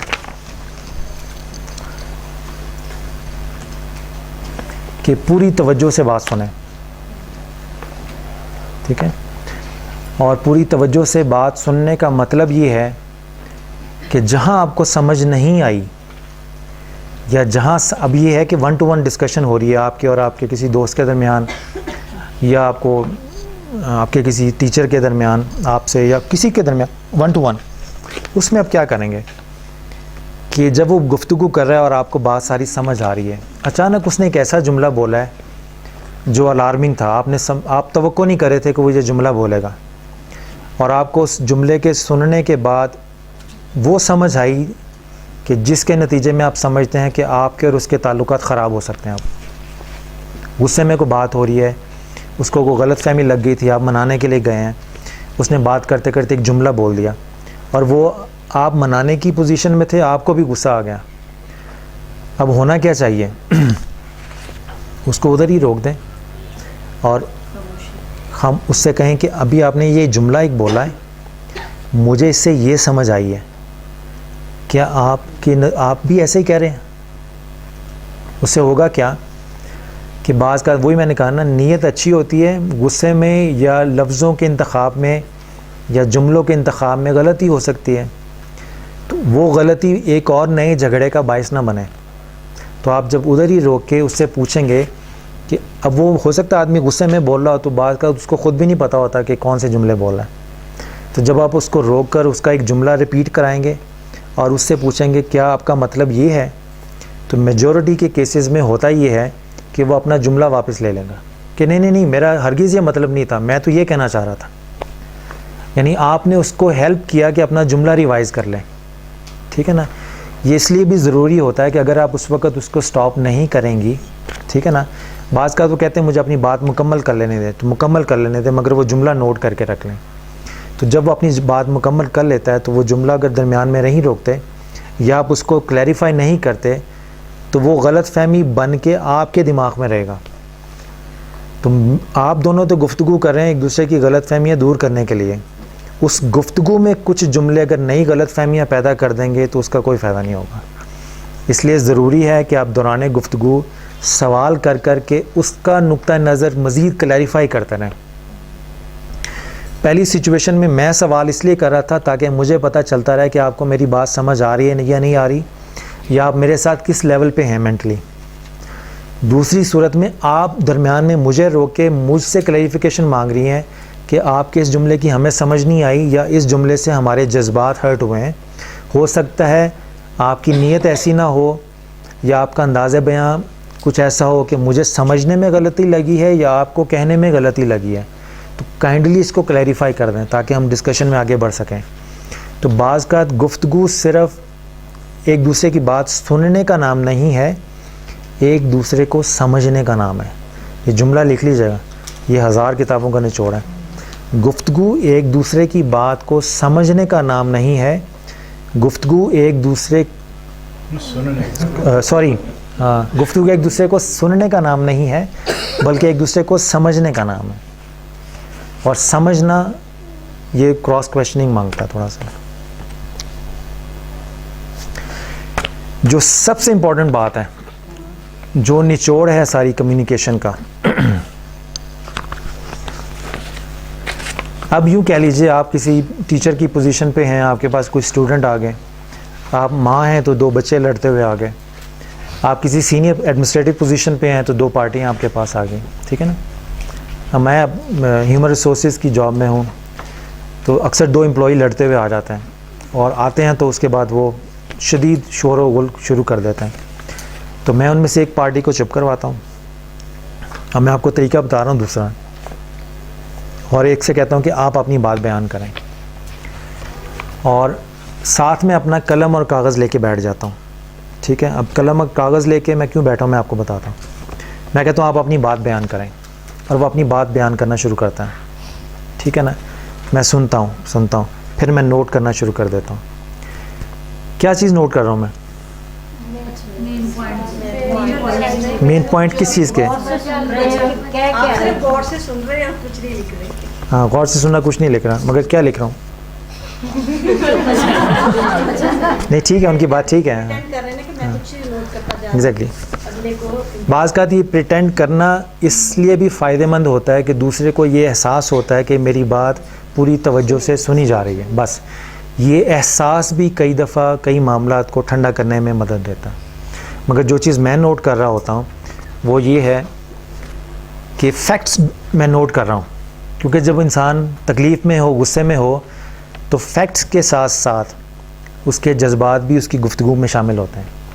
تو میں جب گفتگو سن رہا ہوتا ہوں تو اس کے جذبات اور اس کی فیکٹس واقعے کے، میں صرف واقعے کی تفصیل نوٹ کر رہا ہوتا ہوں اور اس کی ترتیب بنانے کی کوشش کر رہا ہوں کہ بات چلی کہاں سے اور کیسے چلی. بس اب اس میں جذبات کس کے ہرٹ ہوئے ہیں، کس کے نہیں ہرٹ ہوئے، کس جملے کا کیا اثر ہوا ہے، کیا اثر ہوا، اس میں بالکل نہیں پڑتا. اس میں ہوتا کیا ہے کہ اکثر اس طرح کی باتوں میں مثال کے طور پہ یہ آپ کیس اس سینس میں بھی اپلائی کر سکتے ہیں کہ آپ کی کسی دوست کے ساتھ غلط فہمی ہو گئی یا ناراضگی ہوگی، آپ اس کے گھر اس کو منانے چلے گئے ہیں، یا کسی تیسرے دوست نے آپ کی میٹنگ ارینج کر دی کہ آپ آپس میں بیٹھ کے بات کر لیں.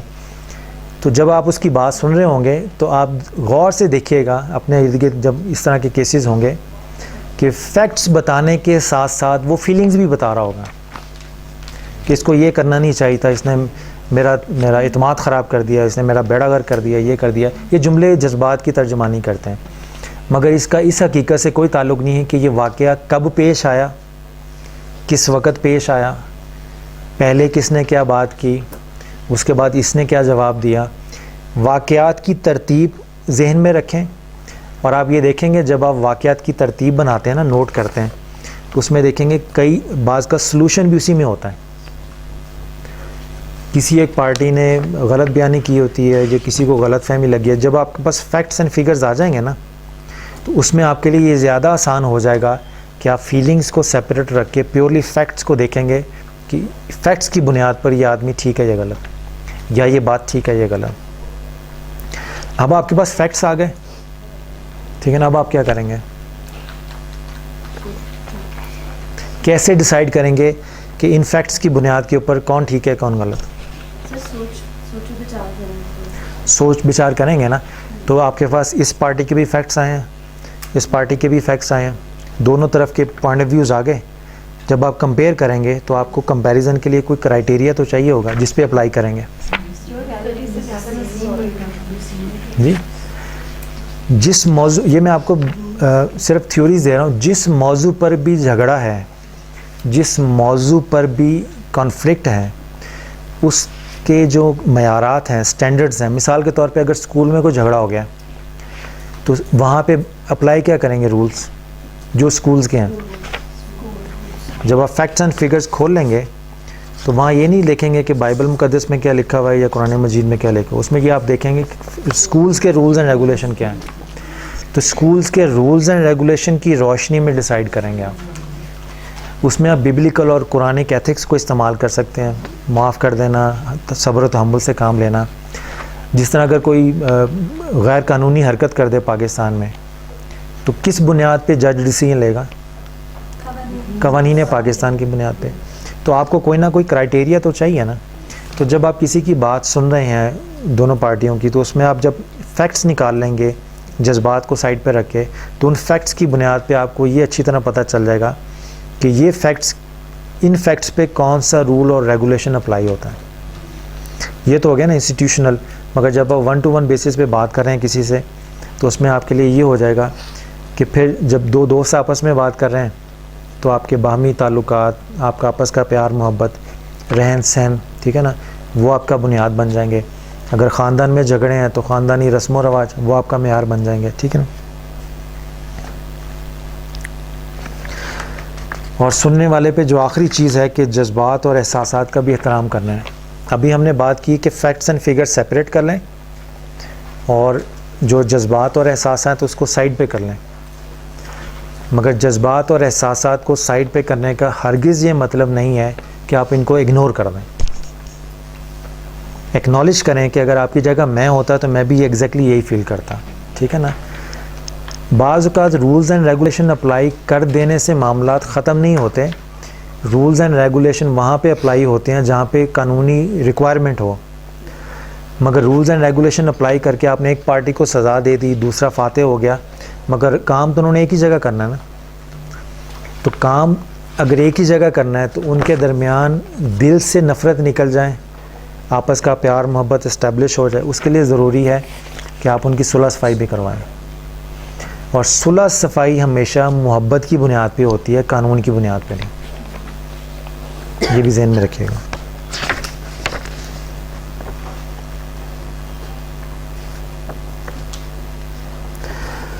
اور اگر آپ کسی ایسی پوزیشن پہ ہوں جہاں پہ آپ کو اس پارٹی کا بھی پوائنٹ آف ویو سننا، اس کا بھی سنا، دونوں کا کمپیریزن کیا، آپ نے اپنا ڈیسیجن ڈیسائیڈ کر لیا. اب اگر آپ کسی اسکول میں ہیں، مثال کے طور پہ پرنسپل کی پوسٹ پہ ہیں، یا آپ اپنی کلاس میں ہیں ٹیچر کی حیثیت سے، اور آپ نے 2 اسٹوڈنٹس کا آپس میں ایک طرح سے ڈیبیٹ کروا دی، ڈیبیٹ کا فیصلہ کرنا آپ نے، ٹھیک ہے نا، کچھ بھی ہو سکتا ہے، اصول ایک ہی جگہ اپلائی ہوگا، اور وہ یہ ہے کہ آپ نے دونوں پارٹیوں کا سنا اور آپ نے گیدرنگ میں اس اپنے ڈیسیجن کو اناؤنس کرنا ہے. کیسے کریں گے؟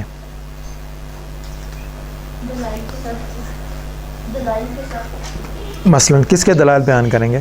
وہ جو ریالٹی ہوگی، فیکٹس ہوگی، وہ بیان کر کے آپ بتائیں گے کہ آپ نے کیوں کر یہ. دیکھیے اگر آپ مثال کے طور پہ میجورٹی کی ٹیچرز ہی ہیں نا، آپ سب ٹیچرز ہیں نا میجورٹی کے اسکول سے، ٹھیک ہے نا. اگر آپ کے پاس کوئی کیس آتا ہے، پرنسپل آپ کو کہتے ہیں کہ آپ ان دونوں پارٹیوں کا فیصلہ کریں اور پھر ڈیسائیڈ کر لیں، ٹھیک ہے نا. آپ نے دونوں پارٹیوں کا فیصلہ کیا اور باقی ٹیچرز کے سامنے اس کو اناؤنس کر دیا کہ فاتح یہ پارٹی ہے، ٹھیک ہے نا. مگر آپ یہ بھی تو ذہن میں رکھیں کہ آپ نے بھی تو اسی اسکول میں ہی رہنا، ٹھیک ہے. تو کیا کریں گے؟ کیا کریں گے پھر آپ؟ کمپیئر کریں گے. اب میں آپ کو ڈیسیجن اناؤنس کرنے کا طریقہ بتا دیتا ہوں. ڈیسیجن اناؤنس جب آپ نے کرنا ہے نا، اب باقی ٹیچر بھی بیٹھے ہیں، ٹھیک ہے نا، اکثر جھگڑوں میں تو پتہ ہی نہیں چلتا کہ پرابلم ہے کیا سرے سے. تو آپ کاغذ کے اوپر پہلے تو پرابلم لکھیں نا، جب دونوں پارٹیوں کا لکھ رہے ہیں نا، تو اصل پرابلم آئیڈینٹیفائی کرنا 90% سلوشن ہے. تو جب آپ ڈیسیجن اناؤنس کر رہی ہوں گی نا، تو سب سے پہلے تو یہ بتائیں کہ یہ دونوں پارٹیاں میرے پاس آئی تھیں اور یہ ان کا پرابلم تھا، تو پرابلم اناؤنس کریں. مگر وہاں اناؤنس کرنے سے پہلے جب آپ صلح صفائی کے فیز میں ہو تو وہاں پہ بھی کلیریفائی کر لیں کہ واقعی یہ پرابلم تھا یا نہیں تھا، جس پہ دونوں پارٹیاں متفق ہیں یا نہیں. تو سب سے پہلے یہ ہوگا کہ یہ ان کا پرابلم تھا، ٹھیک ہے. ہوتا کیا ہے کہ جب آپ جس طریقوں کا میں بتا رہا ہوں، اگر آپ اس کے بغیر اناؤنس کریں گی تو آپ پہ لیبل لگ جائے گا کہ یہ اس پارٹی کے ہیں، یا انہوں نے اس سے پیسے لیے ہیں، یا کوئی فیور لیے ہیں اور ان کے حق میں فیصلہ کر دیا ہے. تو معاملہ بے شک ختم ہو جائے، پالیٹکس ختم نہیں ہوں گی کبھی بھی. تو پالیٹکس سے بچنے کا طریقہ بتا رہا ہوں. اس کا یہ ہوگا کہ آپ یہ بتا دیں کہ جناب یہ پرابلم آیا تھا، اس کے بعد یہ ان کے دلائل تھے، اور اس کے بعد میں نے ان کو سنا، ان کا یہ پوائنٹ آف ویو تھا، یہ میرا پوائنٹ آف ویو ہے، اور یہ اسکولس کے اس رولز اور ریگولیشن کے مطابق یہ پوائنٹ آف ویو ہے، اور اس کے مطابق اسکول کی اتھارٹی نے یہ ہم نے ڈیسائیڈ کیا کہ یہ ہوگا ڈیسیجن اس کا. تو جب آپ پوائنٹ آف ویو اپنا بتا رہے ہوں، ڈیسیجن بتا رہے ہوں، تو اس میں دونوں پوائنٹ آف ویو کلیئرٹی کے ساتھ آپ بتا دیں، اور اس کے بعد اپنا ڈیسیجن کس بیسس کے اوپر لیا ہے وہ بھی آپ بتا دیں، ٹھیک ہے. یہ اس صورت میں ہے جب آپ کو ڈیٹیل میں اپنا ڈیسیجن بیان کرنے کی ضرورت پیش آئے. ادروائز آپ سارا پروسیس اگر سب کے سامنے کھول دیں گی تو وہ بھی مصیبت ہوتا ہے. اسکول ڈسپلن قائم رکھنے کے لیے بعض کا صرف ڈیسیجن اناؤنس کرنا ہوتا ہے کہ یہ ڈیسیجن ہے مینجمنٹ کا، دیٹس آل. اب شٹ اپ کال دے دیں، سب خاموش ہو کے اپنا اپنا کام کریں. بٹ بعض اوقات سچویشن ایسی نازک ہو جاتی ہے کہ وہاں پہ ڈیسائیڈ کرنے کے لیے، ڈیسیجن اناؤنس کرنے کے لیے پھر آپ کو دونوں پارٹیوں کے پوائنٹ آف ویو بیان کرنے پڑتے ہیں، تاکہ آپ جب ڈیسیجن اناؤنس کر رہے ہیں، یا آپ جب ایز اے انکوائری آفیسر ہیں اس میں سارے پروسیس میں شامل ہیں، تو یہ سارا پروسیس دونوں پارٹیوں کا بتا کر ڈیسیجن کو اناؤنس کرنے کا. اس لیے میں کہہ رہا ہوں کہ آپ کی بحیثیت جج یا آپ کی بحیثیت انکوائری آفیسر آپ کی ریپوٹیشن پروٹیکٹڈ رہے، ان کو پتہ چلے کہ ڈیسیجن کی بیسس کیا تھے. اور یہ بھی کوشش کریں کہ جو ڈیسیجن آپ اناؤنس کر رہے ہیں اناؤنس کرنے سے پہلے اس کو ان رائٹنگ میں لکھ کر اپنی اتھارٹی سے اس کی اپروول لے لیں، تاکہ وہ سارے لیگل پروسیس جو ہیں وہ سارے کمپائل کر کے اس کے بعد ہوں گے. اب ہماری آرگنائزیشن میں کیا کرتے ہیں میں آپ کو بتا دیتا ہوں. ہمارے پاس ایک ویٹر آیا, اس کی یہ پرابلم تھی. اس نے بتایا جی میں اپنے باس کے پاس گیا اور انہوں نے میری بالکل نہیں سنی. تو میں اس کے باس کو بھی بلا لیتا ہوں, اس کو بھی بلا لیتا ہوں. ابھی صرف وربل ڈسکشن چل رہی ہے اور کوشش ہوتی ہے کہ وربلی میں ان دونوں کے معاملات کو ٹھیک کر دوں. جب نہیں ہوتی تو پھر ایک سٹیٹمنٹ اس کے ویٹر سے لیتا ہوں کہ اس کا پرابلم کیا ہے وہ خود بتائے ان رائٹنگ, اور ایک سٹیٹمنٹ میں اس کے باس سے لیتا ہوں یا اس کی جو کاؤنٹر پارٹی ہے اس سے لے لیتا ہوں. تو میرے پاس ان رائٹنگ دونوں کا سٹیٹمنٹ آ جاتا ہے کہ ان دونوں کی گریونسز کیا کیا ہیں. جب ان رائٹنگ آ جائے گا تو اس میں مجھے یہ سہولت ہو جائے گی کہ ان دونوں میں سے پھر اپنی بات سے مکر کوئی نہیں سکتا, کیونکہ لکھ کر دیا ہوا ہے, اور جو لکھ کر دیا ہوا ہے اسی کے اوپر ڈیسیجن ہونا ہے. زبانی کلامی میں پرابلم یہ ہوتا ہے کہ زبانی کلامی میں پھر اکثر لوگ اپنا نقطہ نظر درمیان میں چینج کر لیتے ہیں اور آپ کو پاس ڈیسیجن تک پہنچنے کی نوبت ہی نہیں آتی. تو اگر سیریس مسئلے مسائل ہوں کمیونیکیشن کے تو اس میں بہتر یہ ہے کہ آپ اس میں ڈاکیومنٹ کر کے اپنے ڈیسیجن تو وہاں تک پہنچا دیں. کب تک ہے؟ 5 بجے تک. 5 بجے تک 5 منٹ آئیں گے اب آپ. تو بہرحال یہ موضوع بہت لمبا ہے. آئی ایم شیور کہ آپ کو اتنا مواد کم از کم مل گیا ہوگا. کچھ آپ سے ریلیونٹ ہوگا, کچھ آپ سے ریلیونٹ نہیں بھی ہوگا. تو جتنا مل گیا میرے خیال میں کافی ہوگا. اب 5 منٹ ہیں ہمارے پاس, اگر آپ اس میں کوئی سوال کرنا چاہیں, کوئی بات کرنا چاہیں, یا جو باتیں میں نے کی ہیں اس میں سے کسی کی سمجھ نہ آئے.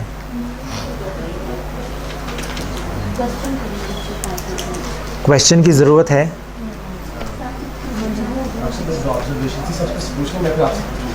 اچھا, اگر کوئی سوال نہیں ہے تو پھر راہیل کا نہیں میرے خیال میں. آبزرویشن میں بھی آپ اس پہ تھوڑا کلیریفائی کر دیں. ایک تو دیکھیں کیونکہ ہم ایکٹیو لسننگ اس لیے نہیں کرتے کہ ہم اگلے کی بات کا جواب دینے کی اس کی بات سمجھ رہے ہیں. پہلی چیز یہ ہے. دوسری چیز جو سیکھنے کا عمل کئی دفعہ شروع ہو جاتا ہے, ہم شروع میں بات کر رہے تھے, ہم کانسیپٹ سے ایگزامپل کے اوپر فوکس کر رہے ہوتے ہیں. ہم ایگزامپل کو سمجھ لیتے ہیں تو کانسیپٹ شروع ہو جاتا ہے. تو how we can rectify that, اس کے بارے میں کیا کہنا چاہیے؟ ان کا سوال سمجھ میں آ گیا آپ کو؟ ریپیٹ کر دیں, میں آہستہ بولوں. آپ ادھر آئے نا, ذرا اونچی بول. 2 آبزرویشنس تھیں, 2 کامنٹس تھے میرے. ایک تو پہلا یہ تھا کہ ہم جو ایکٹیو لسننگ اس لیے نہیں پریکٹس کر پاتے, سننے کی صلاحیت ہماری اس لیے کم ہوتی ہے کہ ہم بات کا جواب دینے کے لیے بات سنتے ہیں, اس کو سمجھنے کے لیے نہیں سنتے تھے. دوسری چیز جو میں نے دیکھی ہے خاص طور پہ ورک شاپس میں کہ ہم ایگزامپل پہ فوکس زیادہ کرتے ہیں, کانسیپٹ پہ فوکس نہیں کرتے, اس لیے کانسیپٹ ہمیں کبھی سمجھ نہیں آتا اور ہم ایگزامپل کو بھی ڈسکس کرتے رہتے ہیں. اس سے پوچھنا چاہتا ہوں ڈاکٹر صاحب سے اس کو ریکٹیفائی کس طرح کیا جا سکتا ہے, بہتر کس طرح بنایا جا سکتا ہے؟ ایک تو سننے کا ہے, ان کو بالکل ٹھیک آبزرویشن ہے کہ جب ہم کسی کی بات سن رہے ہیں نا تو ہم سن رہے ہوتے ہیں کہ میں کس جگہ پہ روک کے اس کو جواب دے سکتا ہوں.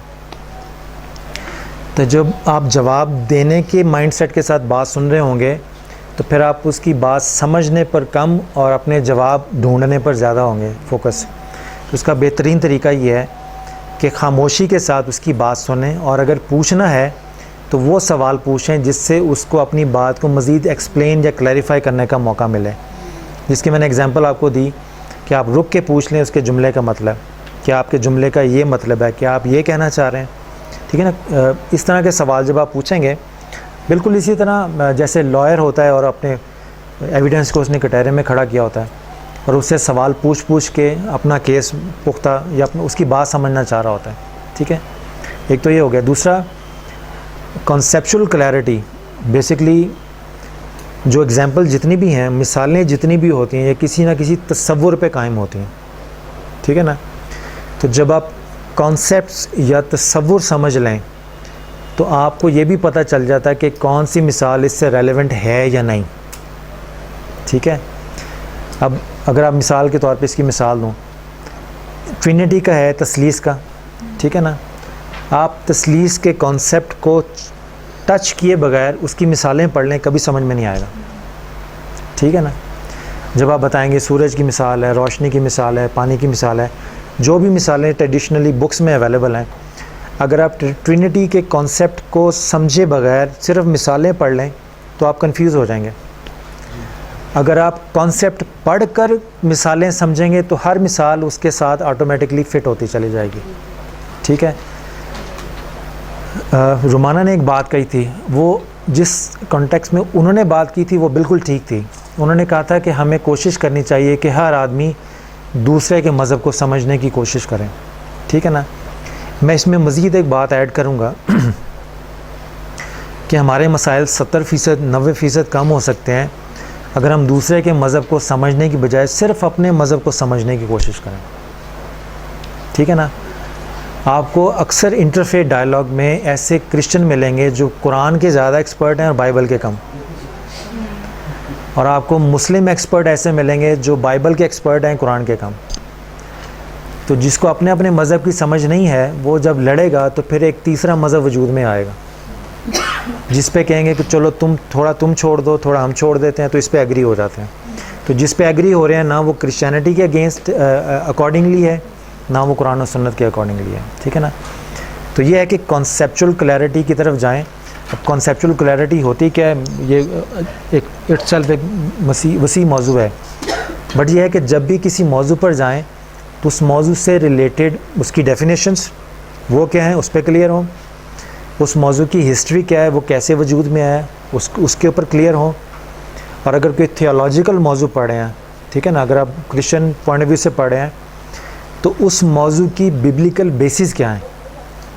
جب آپ کو اس موضوع کی بیبلیکل بیسس کا پتہ چل جائے گا, یعنی بائبل مقدس کی کون کون سی آیت ایسی ہے جس کی بنیاد پر وہ کانسیپٹ وجود میں آیا ہے, تو اگر آپ کانسیپٹ پکڑ لیں اور اس کی فاؤنڈیشن کو چھوڑ دیں تو تب بھی آپ کنفیوژن میں مبتلا ہو جائیں گے. اسی طرح بے شمار اسلامک کانسیپٹس ایسے ہیں کانسیپچول کلیئرٹی میں کہ جب تک آپ کو قرآن اور سنت میں, حدیث میں یا قرآن میں اس کی فاؤنڈیشنز نہیں ملیں گی, آپ ہمیشہ کنفیوژن کا شکار رہیں گے, ٹھیک ہے نا. تو کانسیپچول کلیئرٹی پہ جب آپ کلیئر ہوں گے, اور دوسرا اس کا فائدہ یہ ہوگا اگر آپ مثالیں سمجھ لیں گے تو مثالوں سے ہٹ کے جب بھی سچویشن آپ کے پاس آئے گی ہمیشہ کنفیوژن کا شکار ہوں گے. اور اگر آپ کانسیپچول کلیئرٹی میں جائیں گے تو کانسیپچول کلیئرٹی میں آپ مثالوں کے محتاج نہیں ہوں گے, پھر آپ ہر سچویشن کو ایک نئے نظر سے دیکھیں گے, مگر آپ کے پاس فاؤنڈیشن تو ہوگی نا. تو ہر نئی سچویشن کو جب آپ اس فاؤنڈیشن پہ اپلائی کریں گے تو آٹومیٹکلی آپ کو ایک نئی مثال بھی ہو سکتا دے دیں. مثال کے طور پہ جو خود کلامی پہ آج ہماری ڈسکشن ہوئی ہے, ٹھیک ہے نا, اگر آپ نے نوٹس بنائے ہیں اس کو دوبارہ سنیں گے ویڈیو کی شکل میں بھی, تو خود کلامی پہ جتنی بھی ہماری آج کی ڈسکشن ہے یہ آئندہ آپ کو کسی کا محتاج نہیں چھوڑے گی, ٹھیک ہے نا. آپ جب خود سے بات کر رہے ہوں گے تو آپ کو پتہ ہوگا کہ میری بات کا لیول کیا ہے, میں جس موضوع پہ سوچ رہی ہوں اکیلی بیٹھ کے, اگر میں نے اس پر بہتر سوچنا ہے تو اس پر بہتر پڑھنے کی عادت بھی ڈالوں, کیونکہ جتنا میرے پاس نالج ہوگا میری سوچ کی پرواز اتنی زیادہ بلند ہو جائے گی, ٹھیک ہے جی. خود کلامی اور گفتگو دو باتیں ہیں. خود کلامی میں تو اگر میں اپنے آپ سے ہی بات کر رہی ہوں اور اپنے آپ ہی جواب دے رہی ہوں تو موسٹلی یہی ہوگا کہ جو چیزیں مجھے پسند ہیں میں اپنی طرف سے وہ سارا کچھ کروں گی اور میرا فیصلہ بھی وہی ہوگا جو میں چاہتی ہوں. لیکن جب میں گفتگو کر رہی ہوں تب تو فرق چیز سامنے آئے گی نا, کیونکہ سامنے والے کا پوائنٹ آف ویو بھی میں سنوں گی. مطلب خود میں سمجھ گیا, اپنا ہی سب کچھ ہے. لیکن نا خود کلامی میں سب سے زیادہ انٹرفیرنس شیطان کی ہوتی ہے, ٹھیک ہے نا. وہ نہیں چاہے گا کہ آپ کا باہر آپ کے اندر کے ساتھ مل جائے, ٹھیک ہے نا. جس طرح دو آدمیوں کے ساتھ جب آپ گفتگو کر رہی ہیں تو شیطان کی کوشش ہوگی ان میں کبھی بھی پیار, محبت اور امن پیدا نہ ہو. تو شیطان ادھر بھی ایکٹیو ہے, شیطان اندر بھی ایکٹیو ہے, ٹھیک ہے نا. تو جب آپ خود کلامی سے بات کر رہی ہوں, جس موضوع پر بات کر رہی ہیں اس کے جب سٹینڈرڈز آپ کے پاس کلیئرٹی کے ساتھ ہوں گے تو آپ کو آٹومیٹکلی پتہ چل جائے گا کہ میں درست بنیادوں پر سوچ رہی ہوں یا غلط بنیادوں پر. اور خود کلامی کے لیے ایکسپرٹ ہونے کے لیے ضروری ہے کہ جس موضوع پر آپ سوچنا چاہتی ہیں اس موضوع پر جتنا ہو سکتی ہیں پڑھیں. جتنا آپ کے پاس انفارمیشن زیادہ آتی چلی جائے گی اتنا غلط فہمی کے چانسز کم ہو جائیں گے. یہ دونوں چیزیں تو پھر گفتگو کے لیے بھی یہی ہے کہ مجھے جب تک فل نالج نہیں ہوگی جس ٹاپک پہ میں گفتگو کر رہی ہوں, خود کلامی دیکھیں نا, خود کلامی ہو یا اندر کے آدمی سے بات ہو یا باہر کے آدمی سے, اصول ہر جگہ ایک ہی ہیں. یعنی آپ اندر کے آدمی کو بھی ایک علیحدہ سے کنسیڈر کر لیں. آپ نے دیکھا ہوگا نا تھیولوجی میں یا مسٹسزم میں کہ بعض کا وہ کہانیوں میں اکثر ہوتا ہے کہ ایک آدمی سامنے آ گیا, جی کون ہے تم, میں تمہارا ہی ہوں, ٹھیک ہے نا. تو اندر کا آدمی بعض کا پورٹرے کر کے فکشن میں یا اس میں تو اس سے آدمی بات کر رہا ہوتا ہے. جتنی بھی باتیں آج یہاں پہ ہوئی ہیں دوسرے آدمی سے گفتگو کرنے کے لیے وہ ساری کی ساری اندر والے آدمی پہ اپلائی ہوتے ہیں. آپ جب اندر والے آدمی کی بات سن رہے ہوں تو اندر والے آدمی کی بات سننے کا مطلب یہ ہے خاموشی سے دیکھیں کہ کس طرح کے خیالات ذہن میں آ رہے ہیں. اور جب آپ خود کلامی کرتے ہیں تو ایک بڑی دلچسپ بات آپ سب کو میں بتا دوں, اپنے کھانے کا دھیان رکھا کریں. اس کی ریزن میں آپ کو بتا دوں, اگر کھانے کا ذائقہ اچھا نہ ہو تو انسان کا بعض اوقات بات کرنے کو دل نہیں کرتا. ٹھیک ہے. بعض لوگ جب لکھ رہے ہوں یا بول رہے ہوں یا لیکچر دینا ہو یا کتاب لکھنا ہو تو وہ کافی پیتے ہیں تاکہ مینٹلی الرٹ ہو جائیں. ٹھیک ہے.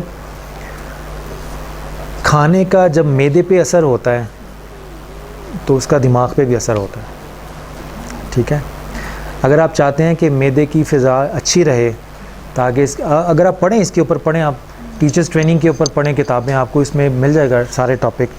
مگر میں یہ کہنا چاہ رہا ہوں کہ اچھا کھانے کا جس طرح اچھے کھانے کا آپ کے معدے پر اثر ہوتا ہے اور وہ آپ کے دماغ کے انوائرمنٹ پہ اثر انداز ہوتا ہے, تو جب میں نے کہا اپنے کھانے کا دھیان رکھیں تو اس میں ایک اور بات یہ بھی ہے کہ کھانا کس کمائی سے آ رہا ہے یہ بھی دھیان رکھیں.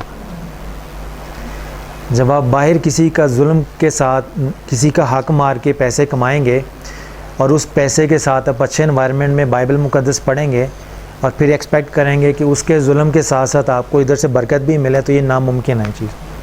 ٹھیک ہے. جس نے برکت دینی ہے وہ باہر بھی تو بیٹھا دیکھ رہا ہے نا کہ آپ کیا کر کے آئے ہیں.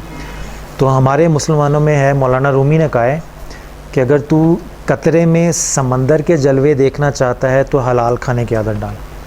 اس لیے کہ حلال کھانے کا مطلب یہ ہے حلال طریقوں سے کمائی گئی دولت سے جب گھر میں کچھ پکتا ہے تو اس حلال کمائی میں بھی برکت ہے, اس رزق میں بھی برکت ہوگی, اور جب اس رزق میں برکت ہے تو وہ ایک طرح سے نور ہے جو لقمہ آپ کے اندر جائے گا, اور جب اندر جائے گا تو پھر آپ کلام الہی پڑھیں گے, وہ بھی نور ہے, آپ کا رزق بھی نور ہے.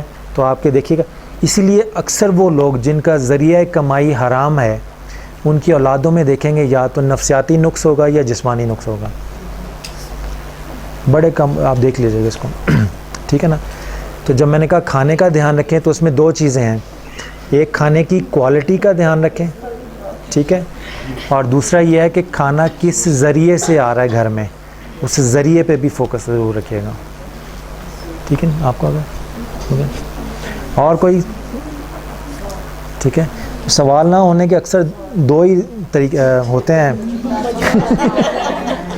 ڈاکٹر صاحب صبح میں نے سب سے سوال پوچھنے ہیں. اچھا. آج کیا سیکھا ہے؟ چلیے باہر بارش ہو رہی ہے, ہم باہر بھی جا سکتے ہیں. پوچھ لیں سوال. اچھا, صبح سے ان کو اجازت دیں اگر اس میں کوئی سوال پوچھنا چاہیں, جیسے میں نے ایک اظہار کر دیا تھا نصاب کے اوپر, اگر آپ انٹرفیئر ڈائلاگ پہ بھی پوچھنا چاہیں یا آج کی نشست ہے. ٹھیک ہے. تو زبردستی تو نہیں ہم پوچھ سکتے. ہاں, تو بہرحال یہ ہے کہ ظاہر آپ کو تھکاوٹ بھی ہوگی صبح سے آپ کہیں, تو آپ سب کا بہت بہت شکریہ اور آپ کے صبر و تحمل کا بھی بہت بہت شکریہ. ٹھیک ہے. تو آئی ہوپ کہ آپ کی آج کی جو ڈسکشن ہے یہ آپ کے کہیں نہ کہیں آپ کو زندگی میں ضرور کام آئے گی. یہ ویڈیو اپلوڈ ہو جائے گی یوٹیوب پہ, تو آپ وہاں سے بھی دیکھ سکتے ہیں, ڈاؤن لوڈ بھی کر سکتے ہیں. ہاں ہاں ہاں جی. ٹھیک ہے جی. تو بہت بہت شکریہ اور بہت بہت تھینک یو.